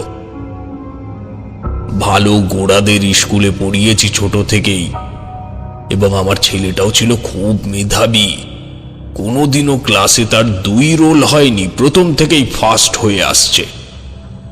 তবে দিন দিন তার পড়াশুনো, খাওয়া দাওয়ায় এমন বদল হলো যে এখন ওর দিকে তাকাতে পারি না। ডাক্তার বদ্যি সমস্ত বেটে খাইয়ে ফেলেছি, কিন্তু কিছুতেই কোনো কাজ হচ্ছে না জানিস। তবে ধীরে ধীরে মানিয়ে নিয়েছিলাম আমরা স্বামী স্ত্রীতে। কিন্তু দুশ্চিন্তায় ফেললো আরো একটি ঘটনা, যেটা ঘটেছে আজ থেকে মাস 2 আগে। একদিন সকালে আমি নয়নের জন্য কয়েকটা ওষুধ কিনে নিয়ে ফিরছি বাড়িতে। উঠোনে এসে দেখি একজন লোক খুঁটিয়ে খুঁটিয়ে বাড়ির ভেতরের দিকে কিছু দেখার চেষ্টা করছে। সাধারণ চেহারা, পরনে আধ ময়লা ধুতি আর একটা ফতুয়া, কাঁধে ভাঁজ করে রাখা আছে একটা খয়েরি রঙের চাদর। আমি এগিয়ে গিয়ে প্রশ্ন করলাম, কি ব্যাপার, কে আপনি? লোকটি আমার দিকে না তাকিয়েই জবাব দিল, আচ্ছা, আপনি তো এই বাড়ির কর্তা, তাই না? হ্যাঁ, কিন্তু আপনি কে? আমার নাম অমর জীবন ভট্টাচার্য। আজকের দিনটা আমি একটু আপনার বাড়িতে থাকতে চাই, আপনি দেবেন থাকতে? বুঝতেই পারছিস তখন আমার বাড়ির ওই অবস্থা। তবুও বাড়িতে ব্রাহ্মণ এলে ফিরিয়ে দেব, এতটাও পাষণ্ড হয়নি মন। হাজার হলেও আমিও যেহেতু ভট্টাচার্যি, তাই তাকে আশ্রয় দিতেই হলো। ওই ব্যক্তির চুল উস্কো খুস্কো, চোখের চাহনিতে একটা স্থির চিন্তাধারার ভাব আছে, তবে কথাবার্তা কেমন যেন পাগলাটে। দুপুরে কিছু খেলেন না। রাতে যখন আমার স্ত্রী খাবার নিয়ে গেল তখন উনি বললেন, আমি যেই রাতে স্বপ্ন দেখি সেই রাতে মুখ এঁঠো করি না। আমার স্ত্রী তাকে বলল, আপনার শোয়ার ব্যবস্থা করা হয়েছে আমাদের বৈঠক ঘরে, আমি যাই, মশারিটা টানিয়ে দিই। না না, আমি এখানেই শোবো। বৈঠক ঘরে আমার ভালো ঘুম হবে না। আমায় নিয়ে চিন্তা করার কারণ নেই কোনো। আমার স্ত্রী এসে আমায় এই কথাগুলো বলল, বুঝলি। এদিকে কিভাবে জানি না ওই রাতে নয়ন একদম স্বাভাবিক বাচ্চার মতো আচরণ করতে শুরু করেছে দেখে আমি তার সাথেই বসেছিলাম।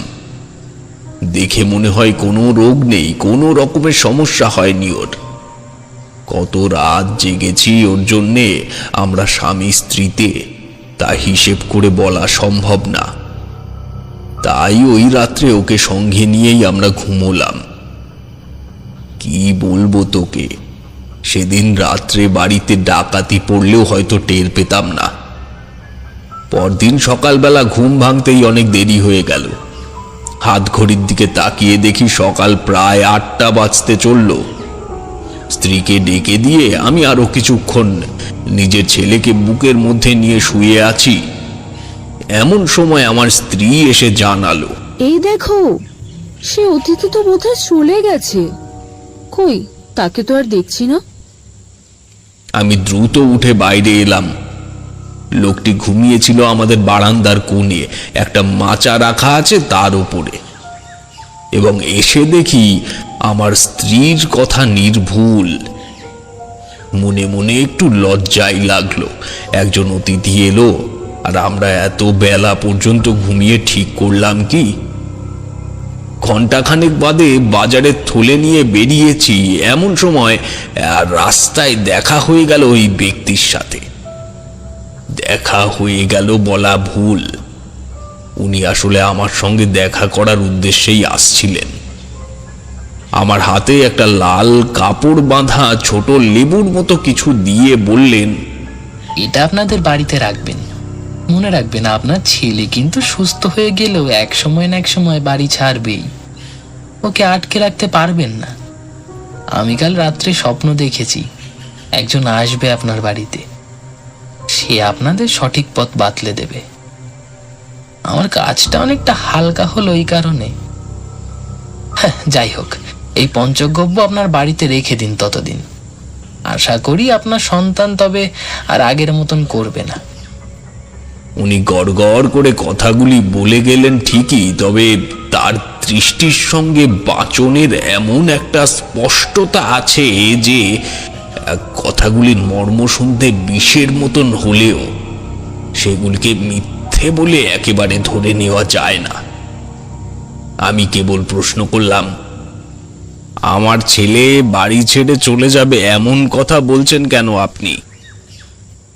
ওই ভদ্রলোক আমায় আর কোনো কথা বলার সুযোগই দিলেন না, অথবা আমি বলার পরিস্থিতি হারিয়ে ফেললাম। সেদিন আর বাজারে যাওয়া হলো না। মিনিট 15 সেখানেই দাঁড়িয়ে থেকে ফিরে এলাম বাড়িতে। স্ত্রী জিজ্ঞেস করলেন, কি গো, কি হয়েছে? বাজারে মাছ পেলে না আজ? ছেলের আপেক্ষিক সুস্থতার কারণে আমার স্ত্রী অনেক খুশি হয়ে মাছ রান্না করবে ভেবেছিল সেদিন। তবে আমার মুখে ওই ব্যক্তির বলে যাওয়া কথাগুলি শুনে তার কণ্ঠ রুদ্ধ হলো, চোখে নেমে এলো জল। সেদিন আমরা দুজনেই আবারও আগের মতন একটা ঘরে ঢুকে খুব কাঁদলাম। সত্যি মিথ্যে জানি নে, তবে যে ছেলের অবস্থা দিনকে দিন খারাপ হচ্ছিল, সেই ছেলে ওই লোকটির দিয়ে যাওয়া সেই বস্তুটি ঘরে রাখার পরের থেকে আর কোনো রকম অসুস্থতার লক্ষণ দেখালো না। বলা ভালো সুস্থ হয়ে উঠেছে। এইটুকু বলে শ্রীনিবাস চুপ করল। আমি ভ্রুকুটি করে প্রশ্ন করলাম, তাহলে এতে এতটা চিন্তার কি আছে? ছেলে তো এখনো সুস্থই আছে। শ্রীনিবাস বলল, আগে যখন ও অসুস্থ ছিল তখন এক রকমের চিন্তা ছিল, এখন চিন্তাটা আরো বেড়েছে বিশু। ওনার কথায় ও কাজে যখন এতটাই মিল, তাহলে নিশ্চয়ই আমাদের ছেলেকে আমরা রাখতে পারবো না। নিশ্চিত এক সময় না এক সময় সে আমাদের ছেড়ে চলে যাবে। এই কথাটা আমি তখনই ভেবে দেখিনি। খানিকক্ষণ চিন্তা করে বললাম, এরকমটা নাও তো হতে পারে। তাছাড়া কেউ একজন আসবে বলে গেছিল, সেই অমর জীবন নামের লোকটা। তা আদেও কেউ কি এসেছিল? শ্রীনিবাস নিঃশব্দে নাবাচক মাথা নাড়ল। আমি সিদ্ধান্ত নিলাম ব্যাপারটা নিজের চোখে একবার দেখব, এবং এই সিদ্ধান্তটাই আজকে তোমাদের এই গল্প বলার কারণ। তবে গল্প বলবো নাকি ঘটনা বলবো এটা পরে তোমরাই বিচার করো। শ্রীনিবাসকে জানালাম আমি যেতে চাই তার বাড়িতে, এবং সেই প্রস্তাবে খুব খুশি হলো। সাধারণ মানুষের বিপদের কথা শুনলে তাকে সস্তার কিছু সান্ত্বনা দিয়ে সেই জায়গার থেকে প্রস্থান করে বুক ভরে নিঃশ্বাস নেয়। কিন্তু বিপদের সময় কোনো বন্ধু যদি এসে তার পাশে দাঁড়াতে চায়, তখন বিপদগ্রস্ত বন্ধুটির কৃতজ্ঞতার ভাষা থাকে না। বেশি দূরে নয় তার বাড়ি। ঠিকানাটা এখন উচ্চ রাখছি। সন্ধ্যার আগেই তার বাড়িতে পৌঁছে গেলাম দুজন। শ্রীনিবাস হাত পেড়ে বলল, গিন্নি, দেখো কে এসেছে, আমার ছোটবেলার বন্ধু বিশু। চটপট চা বসাও দেখি। ব্যস্ত হোস না শ্রীনিবাস, চল আগে তোর ছেলে নয়নকে দেখি। হ্যাঁ, আয়। শ্রীনিবাস তার আর্থিক অবস্থার যে বর্ণনা আমায় দিয়েছিল তা মোটেই ভুল নয়, বরং যতটুকু সে বলেছিল চোখে দেখলে তার থেকেও যে সচ্ছল তা বোঝা যায়। সাদা দোতলা বাড়ির বৈঠক ঘরটা যখন প্রবেশ করলাম, খানিক সময়ের জন্য মনে হলো কোনো বনেদি জমিদার বাড়িতে প্রবেশ করছি। ওর বৈঠকের থেকে সিঁড়ি উঠে গেছে দোতলায়।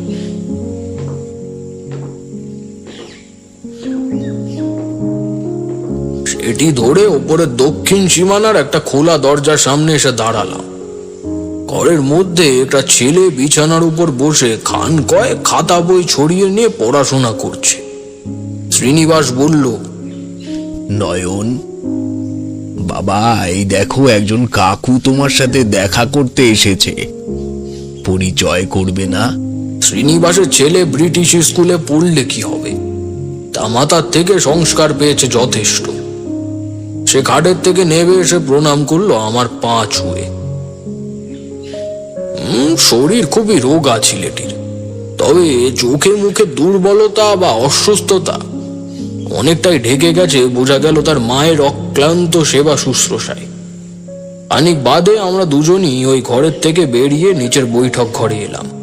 শ্রীনিবাসকে বললাম, দেখ শ্রীনিবাস, নয়নকে দেখে এখন আর কিছু বোঝার উপায় নেই। হয়তো তুই যেমনটা বলছিস সেরকম ব্যাপারগুলো আগে এলে দেখতে পেতাম। তুই আমায় একবার ওই বস্তুটা দেখাতে পারবি যেটা ওই লোকটি দিয়ে গিয়েছিল? তুই বস, আমি এখনই নিয়ে আসছি। বলে এসে বৈঠক ঘরের সংলগ্ন একটি ঘরের দরজা খুলে ঢুকলো। বুঝলাম ওটি তার শোবার ঘর। পরক্ষণেই হাতের মুঠোয় একটা লাল চেলি বাঁধা বস্তু নিয়ে এসে পুনরায় আমার সম্মুখের চেয়ারে বসলো, এবং একই সঙ্গে একটা থালার উপর 2 কাপ চা ও নিমকি নিয়ে ঘরে ঢুকলো তার স্ত্রী। আমাদের মধ্যস্থিত টেবিলের উপরে থালাটি নামিয়ে রেখে পাশে দাঁড়িয়ে রইল। আমি শ্রীনিবাসের হাতের থেকে ওই বস্তুটি নিলাম, সেটি চোখের সামনে তুলে নিয়ে ঘুরিয়ে ফিরিয়ে দেখলাম, তারপর বললাম, জিনিসটা আমার কাছে রাখতে চাই আজ, আর আজ রাতটা আমি থেকে যাব তোর বাড়ি, যদি তোর আপত্তি না থাকে। আমি কয়েকটা জিনিস একটু দেখতে চাই পরখ করে। শ্রীনিবাস খানিকক্ষণ আমার দিকে চেয়ে রইল, তারপর বলল, হ্যাঁ হ্যাঁ, সে থাকবি থাক, একদিন কেন 10 দিন থাক, কিন্তু তুই কি কিছু বুঝতে পারলি বিশু? আমার চিন্তার যথেষ্ট কারণ নেই কি? আছে আছে, চিন্তার কারণ আছে বই কি, তবে ওনার দিয়ে যাওয়াই পঞ্চগব্যর কারণেই কি নয়ন সুস্থ হলো? আর সুস্থই যদি হয় তবে তার গৃহত্যাগের সম্ভাবনা কেন থাকবে? এমন থাকলে তো তোরা দুজন চিন্তায় পাগল হয়ে যাবি। না না, আমার কথা শুনে ওরা এটুকু বুঝলো যে আমি সত্যি ওদের অবস্থায় খুবই চিন্তিত। কিন্তু আমার মনে তখন অন্য একটি বিষয় প্রশ্রয় পেয়েছে। তখন শুধু ছিল রাত হওয়ার অপেক্ষা। দুপুরে নিরামিষ আহার করে আমার জন্য দোতলায় নির্বাচিত একটা ঘরে কিঞ্চিত বিশ্রাম করে নিলাম। শ্রীনিবাসের বলা কাহিনী যে কখনো ঘটেছিল এই বাড়িতে, তা বোঝাই যায় না, এতটাই স্বাভাবিক তখন সেই বাড়ির অবস্থা। সন্ধ্যার পর বৈঠক ঘরে বসে আমি এবং শ্রীনিবাস কথা বলছিলাম। রাতের খাবারের ডাক এলে আমি বললাম, আমি এখন আর খাবো না ভাই, রাতে খাওয়ার অভ্যাস কতদিন হলো চলে গেছে। তবে আমার একটা আবদার আছে। খাবো না শুনে হয়তো শ্রীনিবাস কিছু বলতো, তবে আবদারের কথা শুনে সে কৌতূহল চাপা পড়ে দ্বিতীয় আকাঙ্ক্ষাটিতে তার মনোনিবেশ হলো। সে বলল, কি আবদার ভাই? তুই তো জানিস ঘর বাড়ি বলতে আমার কিছু নেই, না যে শৈশবের গ্রামের প্রতি কোনো মায়া মমতা। এতদিন যাবৎ পরিব্রাজকের জীবন বাঁচতে বাঁচতে বিভিন্ন রকমের অভিজ্ঞতা হয়েছে আমার। সোজা কথা হলো, আমি পরীক্ষা করতে চাই যে নয়নের ভবিষ্যৎ জীবনের কথা ওই ব্যক্তির বলে যাওয়ার কথার মতন কতটা নিশ্চিত। আমার মনে হয় আমি বুঝতে পারবো। তার জন্য কিছু নয়, আজ রাতটা কেবল ওর ঘরের দরজাটা খুলে রাখবি। তোরা কেউ যাবি না উপরে, শুধু আমি থাকবো আমার ঘরে। শ্রীনিবাস আমার এক কথায় রাজি হলো। আসলে তার মনের চিন্তার সঙ্গে আমার কর্মের মিল পেয়েছে হঠাৎ করে। এই সময় অসম্মতির কোনো মানেই হয় না। তার উপর আমার চরিত্রের ব্যাপারে সে খুব ভালোভাবেই পরিচিত। স্বামী স্ত্রী খেয়ে ফেরা পর্যন্ত নিচেই ছিলাম। তারপর ওপরে আমার ঘরে গিয়ে প্রথমেই আমার হাতের মুঠোয় গোপনে রেখে দেওয়া সেই অজ্ঞাত ব্যক্তির দিয়ে যাওয়া পঞ্চগব্যটি আনুমানিক দূরত্বে জানলার থেকে ছুঁড়ে ফেলে দিলাম বাইরে। বুঝতে পেরেছিলাম ওই জিনিস বাড়ির ভেতরে থাকলে নয়নের ভেতরে কোনো পরিবর্তন আসা সম্ভব নয়। তার অসুস্থতার উপসর্গ বুঝতে গেলে আগে ওই বস্তুটিকে ভিটের থেকে সরাতে হবে। তারপর ঘরের থেকে বেরিয়ে ছেলেটির ঘরের খোলা দরজার সম্মুখে গিয়ে দাঁড়িয়ে রইলাম। অজল বাতাসে দরজার পর্দাগুলি মৃদু দুলছে। জ্যোৎস্নায় আলো আধারিতে সেই রাতকে করে তুলেছে আরো রহস্যময়। ঘন্টা দুয়ে কেটে যাওয়ার পরও যখন কোনো প্রকার সাংকেতিক কিছু ঘরের ভেতর থেকে শুনতে বা বুঝতে পেলাম না, তখন আমি নিজের ঘরে ফিরে আসার জন্য পা বাড়ালাম। আর সেই মুহূর্তেই আমার ডান হাতের তর্জনী চেপে ধরল কয়েকটি কোমল আঙুল। আমি পেছনে ঘোরার আগেই শুনতে পেলাম, আমায় বাড়িতে নিয়ে চলো, আমি এখানে থাকবো না, বাড়িতে অবস্থা ভালো নয়। এবার আমি পেছনে ঘুরলাম। দেখলাম নয়ন অভিব্যক্তি শূন্য দৃষ্টিতে তাকিয়ে রয়েছে আমার দিকে। আমি তার হাত চেপে ধরে বললাম, এটাই তো তোমার বাড়ি নয়ন, তুমি তো বাড়িতেই আছো। বাচ্চা ছেলেটি না বাচক মাথা নেড়ে আমার দুশ্চিন্তা আরো বাড়িয়ে তুলল। আমি তাকে আমার ঘরে নিয়ে এলাম, যদিও এই নিয়ে আসাটা খুব সহজ ছিল না। তার পায়ের পাতাগুলি যেন জমে গেছে কোনো কারণে। প্রতিটা পদক্ষেপ ফেলছে অনেক পরে পরে, অনেক অসংযত ভাবে। যাই হোক, ঘরে এনে তাকে একটা চেয়ারে বসিয়ে বললাম, নয়ন, আমার চোখের দিকে তাকাও, আমার চোখের দিকে তাকাও নয়ন, তাকাও। তোমায় যেমন আগেই বললাম, আমি ঘোর বিপদগ্রস্ত ব্যক্তির চোখের দিকে তাকালে তার সাংসারিক অবস্থার ব্যাপারে অনেক কিছু জানতে পারি। তবে নয়ন আমার চোখের দিকে তাকাতেই অবাক হয়ে গেলাম আমি। টানা 8 ঘন্টা তার চোখের ভেতরের থেকে যা সঞ্চয় করে নিলাম তা এতটাই অপার্থিব, এতটাই অপ্রাকৃতিক যে ঘটনার মূল পর্যন্ত না পৌঁছালে তুমিও বুঝতে পারবে না। বাকি রাতটুকু তার সঙ্গে কিভাবে কেটেছিল আমার, সেই কথা বলে লাভ নেই। পরদিন ভোর হতে না হতেই বাইরে এসে জানলার থেকে ছুঁড়ে ফেলে দেওয়া পঞ্চগব্যটি খুঁজে নিয়ে এসে আগে বাড়ির মধ্যে রাখলাম। দরজা খুলে দিয়েছিল শ্রীনিবাসের স্ত্রী। শ্রীনিবাস ঘুম থেকে উঠল 6টা নাগাদ। বৈঠক ঘরে তাকে ডেকে এনে বললাম, শ্রীনিবাস, তোর ছেলে নয়ন জাতিস্বর। তার পূর্বের জীবনের কথা তার মনে পড়ে। এই কারণে সে মুখে যে সমস্ত কথা বলে তা অসংলগ্ন মনে হয় তোদের কাছে। আমি কিছু জিনিস জানতে পেরেছি কাল রাতে। কিভাবে পেরেছি বা কি না সেটা বোঝানোর ক্ষমতা আমার তোকে নেই। কেবল এটুকু আমি তোকে বলতে পারি যে আমি বুঝতে পারি এই জাতীয় লক্ষণগুলো। শ্রীনিবাস আমার কথা শুনে যতটা অবাক হলো তার থেকে বেশি বিস্মিত সন্দিগ্ধ দৃষ্টিতে আমার আপাদমস্তক পর্যবেক্ষণ করে সে আমায় বলল, হতেও তো পারে ওই অমর জীবন ভট্টাচার্য যে ব্যক্তির আসার কথা বলেছিল সে তুই। সেটা বলতে পারবো না, তবে আমার অনুমান ঠিক কিনা সেটা প্রমাণ করতে চাইলে একবার আমাকে নয়নকে নিয়ে বেরোতেই হবে, যদি তোর সম্মতি থাকে। কোথায় যাবি? ওর পূর্ব জন্মস্থানে। সে দূর নয়, হুগলির একটা গ্রাম। গ্রামের নাম রামজয়পুর।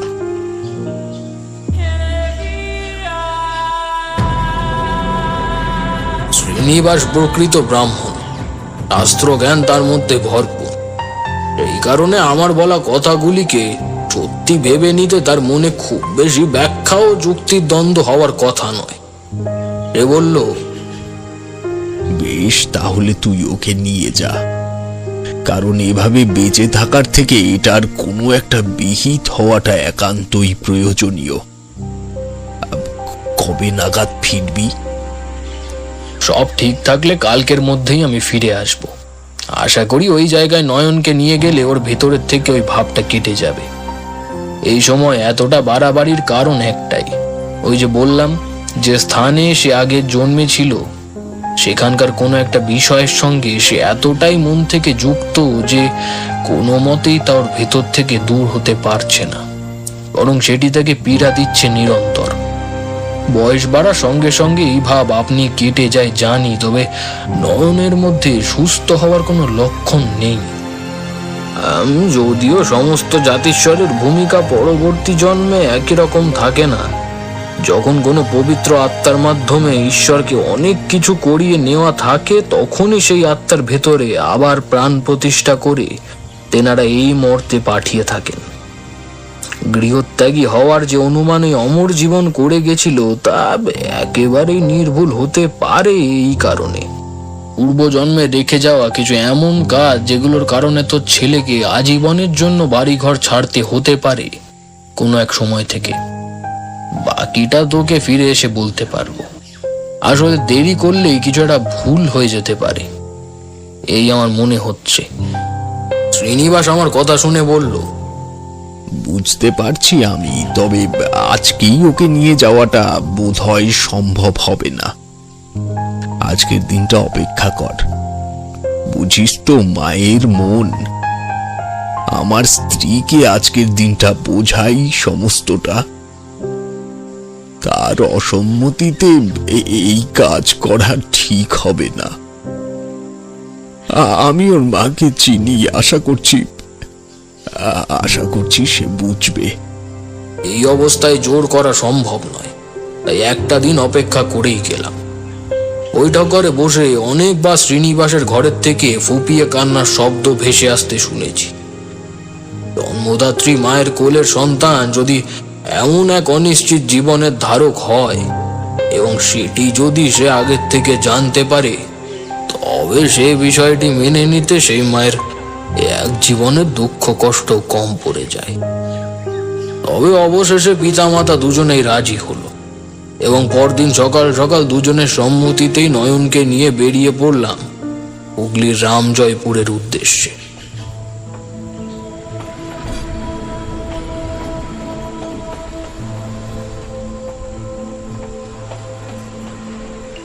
নয়নকে নিয়ে সিঙ্গুর স্টেশনে নেবে সেখানে থেকে গরুর গাড়ি নিলাম। ট্রেন যাত্রীদের মুখেই শুনে নিলাম কিভাবে রামজয়পুরে যেতে সুবিধে হয়। অমর জীবনের দেওয়া পঞ্চগব্য আমার ঝোলাতেই ছিল। সেটি গরুর গাড়িতে ওঠার পর ঝোলা সমেত ফেলে দিলাম একটা ঝোপ মতন জায়গায়। জায়গাটা চিহ্নিত করে নিলাম যাতে পরে আবার সেটি খুঁজে পাওয়া যায়। লক্ষ্য করলাম সেটি ত্যাগ করা মাত্রই নয়নের চোখ মুখ কেমন গম্ভীর হয়ে এলো। স্বাভাবিক চাউনি হয়ে গেল নেশাগ্রস্তের মতো। আমি নিচু গলায় প্রশ্ন করলাম, তোমার বাবার নাম কি? আমাকে সবিস্ময়ে চমকে দিয়ে সে খানিক বাদে বলল, আদিনাথ চক্রবর্তী। আমি যাত্রী দিগকের উদ্দেশ্যে প্রশ্ন ছুড়ে দিলাম, আপনারা আদিনাথ চক্রবর্তী নামের কাউকে চেনেন? তাদের মধ্যে একজন বলল, হ্যাঁ, রাম জয়পুরের চক্রবর্তীদের কে না চেনে? চালককে বলবেন, সেই নিয়ে যাবে। দাঁড়ান, আমি বলে দিচ্ছি। ও লক্ষণ, একজন লোক আছে আর একটা বাচ্চা আছে, আদিনাথ কাকার বাড়িতে যাবে, একটু নামিয়ে দিস তো। আগে ভবেশ কাকা। একে একে সকল যাত্রী নেমে পড়লো পর্যায়ক্রমে। আমি নয়নকে নিয়ে পৌঁছালাম আর এক মহলা বাড়ির সামনে। যে বাড়ি তুমি তোমার স্বপ্নে দেখেছিলে, তবে বাড়ির অবস্থা দেখলে মনে হয় সম্প্রতি কোনো এক বিরাট দুর্ঘটনা ঘটেছে সেখানে। ওটা 50 লোক জড়ো হয়েছে ওই বাড়ির উঠোনে। এমনকি আমাদের গরুর গাড়ির চালকও ছুটে গেল ওই জমায়েতে। আমি 1 পা 2 পা করে এগিয়ে গেলাম বাড়ির উঠোনে। নয়নকে ধরে রেখেছি হাত দিয়ে। চালক কালো মুখে ফিরে আসার সময় বললে, আদিনাথ কাকার মা, মানে এই বাড়ির গিন্নিমা মারা গেছেন। কি যে হলো, বাড়িটায় মৃত্যু লেগেই আছে। চালকের কথা শেষ হতে না হতেই নয়ন আমার হাত এক ঝটকায় ছাড়িয়ে দিয়ে ঠাম্মা, ঠাম্মা বলে ছুটে গেল সেই জমায়েতকে কেন্দ্র করে। লোকজন ঢেলে ঢুকে গেল অভ্যন্তরে। আমি দ্রুত গতিতে সেদিকে এগিয়ে গিয়ে দেখলাম মৃত এক বৃদ্ধার শরীরের উপরে আবৃত করে দেওয়া সাদা শাড়ির উপরে 2 হাত ছড়িয়ে দিয়ে কান্না করছে নয়ন। ঠাম্মা, ঠাম্মা, ঠাম্মা, ঠাম্মা। তবে জাতিস্বর হলেও তার পূর্বজন্মের মায়ের কাছে আত্মগোপন করা সম্ভব নয়। এমনকি পৃথিবীর কোনো সন্তান পারে না। ক্রন্দনরত এক মহিলা নয়নকে 2 হাত দিয়ে তুলে তার মুখের দিকে বিস্ফারিত দৃষ্টিতে চেয়ে রইল। নয়নের চোখের তারার দিকে চেয়ে সে অস্ফুট ভাঙা ভাঙা স্বরে বলল, তারানাথ, তুই? শোকাহত মানুষজন প্রত্যেকেই সেই মহিলা ও নয়নের দিকে তাকালো। নয়ন বলল, তুমি তুমি আমায় প্রশ্ন করছো কেন মা? তুমি আমায় চিনতে পারছো না? হ্যাঁ, অযাচিত মুহূর্ত, অপার্থিব পরিবেশ, নীরব গ্রামবাসী, নীরব চক্রবর্তী বাড়ির প্রত্যেকে। শ্মশান কার্য শেষ হলো বিকেলের মধ্যে। নয়ন অর্থাৎ তারানাথের মা তাকে নিয়ে ঘরের মধ্যে চলে গেল আর বেরোলো না। ধীরে ধীরে ভিড় পাতলা হলো। যে ঘটনার কোনো যুক্তি নেই, যা সাদা চোখে বিশ্বাস করা সম্ভব নয়, তেমন একটি ঘটনা নিজ নিজ চোখের সামনে প্রত্যক্ষ করে গ্রামবাসী বাক্য বিপর্যয় পড়েছে। বিকেলে যখন শ্মশানের থেকে ফিরছি, তখন দলে দলে লোক যাচ্ছে চক্রবর্তী বাড়ির দিকে নয়নকে দেখতে। আদিনাথ চক্রবর্তীর মন ও মস্তিষ্ক ভারী শক্তিশালী। এমন ঘটনায় মা মারা যাওয়ার পরেও তার মধ্যে আকস্মিকতার বিশেষ কোনো ছাপ পড়েনি। আমি নয়নকে নিয়ে এসেছি সেই পরিচয় পেয়ে ভীষণ সম্ভাষণ করার চেষ্টা করলেন ওই পরিস্থিতিতেও। অবশেষে গভীর রাতে ওই বাড়ির দাওয়ার উপর বসে উনি আমায় বললেন, তারানাথকে ফিরে পাবো এটা শুধুমাত্র আমি জানতাম এই বাড়ির। তবে অমর জীবন ভট্টাচার্য নামের একটি লোক আমার বাল্য বয়সে একবার এই বাড়িতে এসেছিল। দ্বিতীয়বার এলো মাস 6 আগে এক অমাবস্যার রাতে। মায়ের অসুস্থতা সেই রাতে একটু বাড়াবাড়ি হয়েছিল। আমি গ্রামের ডাক্তারকে তার বাড়িতে ফিরিয়ে দিয়ে ফিরছি। এমন সময় দূরের থেকে দেখলাম আমাদের বাড়ির পেছনের আম বাগানটা একটা হালকা নীল আলোয় উদ্ভাসিত হয়ে রয়েছে। এরকম একটা ঘটনা এর আগের বার যখন সে এসেছিল তখনও আমি দেখেছিলাম। তখন আমি ছোট ছিলাম, বিষয়টা বুঝতে অতটা পারিনি। কাউকে কিছু না জানিয়ে চুপি চুপি সেদিকে গেলাম। দেখলাম অদূরেই আম গাছের তলায় শুয়ে আছে সেই লোকটি। ছোটবেলায় যেমন দেখেছি এখনো ঠিক তেমনই চেহারা ও পরিচ্ছদ। তবে আমি পৌঁছাতেই সে নীল আলো অনেকটা কালো হয়ে মিলিয়ে গেল। সেই ব্যক্তি শুয়ে শুয়ে আমার দিকে চেয়ে বলল, তোমার ছেলে জাতিস্বর হয়ে জন্মেছে আবার। কাউকে এখনই জানিও না সে ফিরে আসবে এই বাড়িতে। তবে যদি সে ফেরে তার সাথে কোনোদিনও এমন আচরণ করো না যাতে সে টের পায় তার ইহজীবনের কথা। সে অবিনশ্বর চলে গেলেও তাকে ফিরতে হবে। তুমি এখন যাও, আমি একটু ঘুমোবো এখন। এই মানুষটির কথা অসংযত হলেও কথা যে একটাও মিথ্যে বলে না তা আমার পূর্ব অভিজ্ঞতা লব্ধ। সেদিনের থেকেই নিশ্চিত ছিলাম যে তারানাথ ফিরবেই। 7 বছর হয়ে গেছে বাড়ির ছাদে ঘুড়ি ওড়াতে ওড়াতে ছাদের থেকে পড়ে আমার ছেলেটা চলে যায়। তার আগে দেহ রক্ষা করেন আমার বাবা রামনাথ চক্রবর্তী। তবে ওর বর্তমান বাবা মা তারা কি মানতে চাইবে এই বিধান? আমি স্তম্ভিত হয়ে গেলাম তারানাথের বাবার মুখে কথা শুনে। অমর জীবন ভট্টাচার্য এই ব্যক্তিত্বের স্বরূপ আমার কাছে স্পষ্ট হলো আরো। বুঝলাম সে কোনো সাধারণ মানুষ নয়, সে বহির্জাগতিক। এরপর শ্রীনিবাসের বাড়িতে ঘটে যাওয়া সমস্ত ঘটনা আমি আদিনাথ চক্রবর্তীকে বলি। পরদিন সকালে কলকাতায় ফিরে এসে শ্রীনিবাস ও তার স্ত্রীকে সমস্তটা বোঝানোর পর বাবা মায়ের মন ব্যাকুল হয়ে উঠল। নয়ন আমার সঙ্গে ফিরল না, এমনকি সে যেন ওই বাড়িতেই ছোট থেকে বড় হয়েছে। রামজয়পুর থেকে ফিরে আসার সময় এমন তার অভিব্যক্তি দেখলাম। সেদিন সন্ধ্যায় শ্রীনিবাসকে নিয়ে আবার ফিরলাম রামজয়পুরে। কিন্তু না, নয়ন তার জন্মদাতা পিতাকে চিনতে পর্যন্ত অস্বীকার করল। তারানাথের মা সন্তানকে পেয়ে কেমন যেন উন্মাদের মতন হয়ে উঠেছিলেন। উনি বলতেন, ওর ডান হাতের চড়ুলটা দেখে বুঝতে পেরেছিলাম এই আমার তারানাথ। একবারও চলে গেছে, তাই বলে আর কাউকে ওকে নিয়ে যেতে দেবো না। বিধাতার নিষ্ঠুর পরিহাসে এক পিতা মাতার কোল শূন্য হলো ঠিকই, তবে শ্রীনিবাস তার কর্তব্য করতে ভুলল না।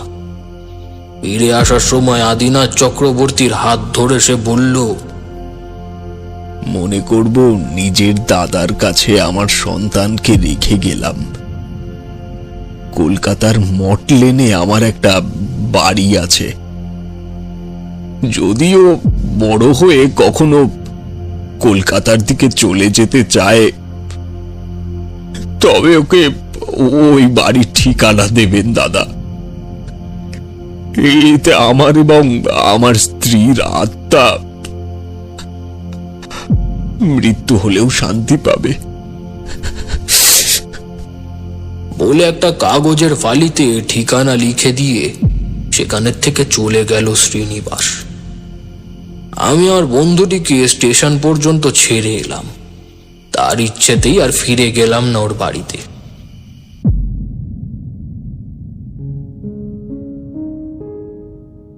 সময় এগোলো।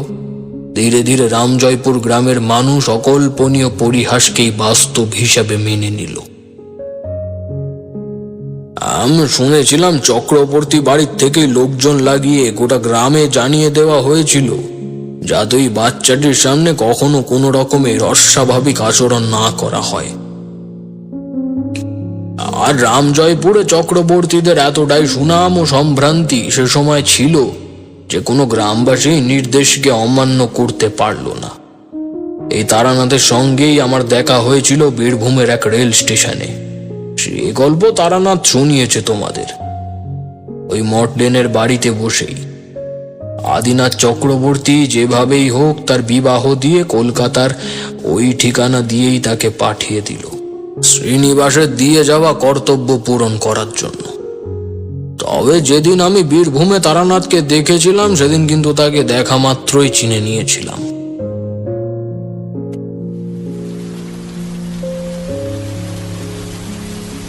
এতটুকু বলে বিশু ঠাকুর থামলেন। বৃষ্টি তখন অনেক ঘন হয়েছে। থেকে থেকে দূরের কোনো অঞ্চলে বাজ পড়ে চলেছে। বিভূতির বাকশক্তি হারিয়েছে একেবারেই।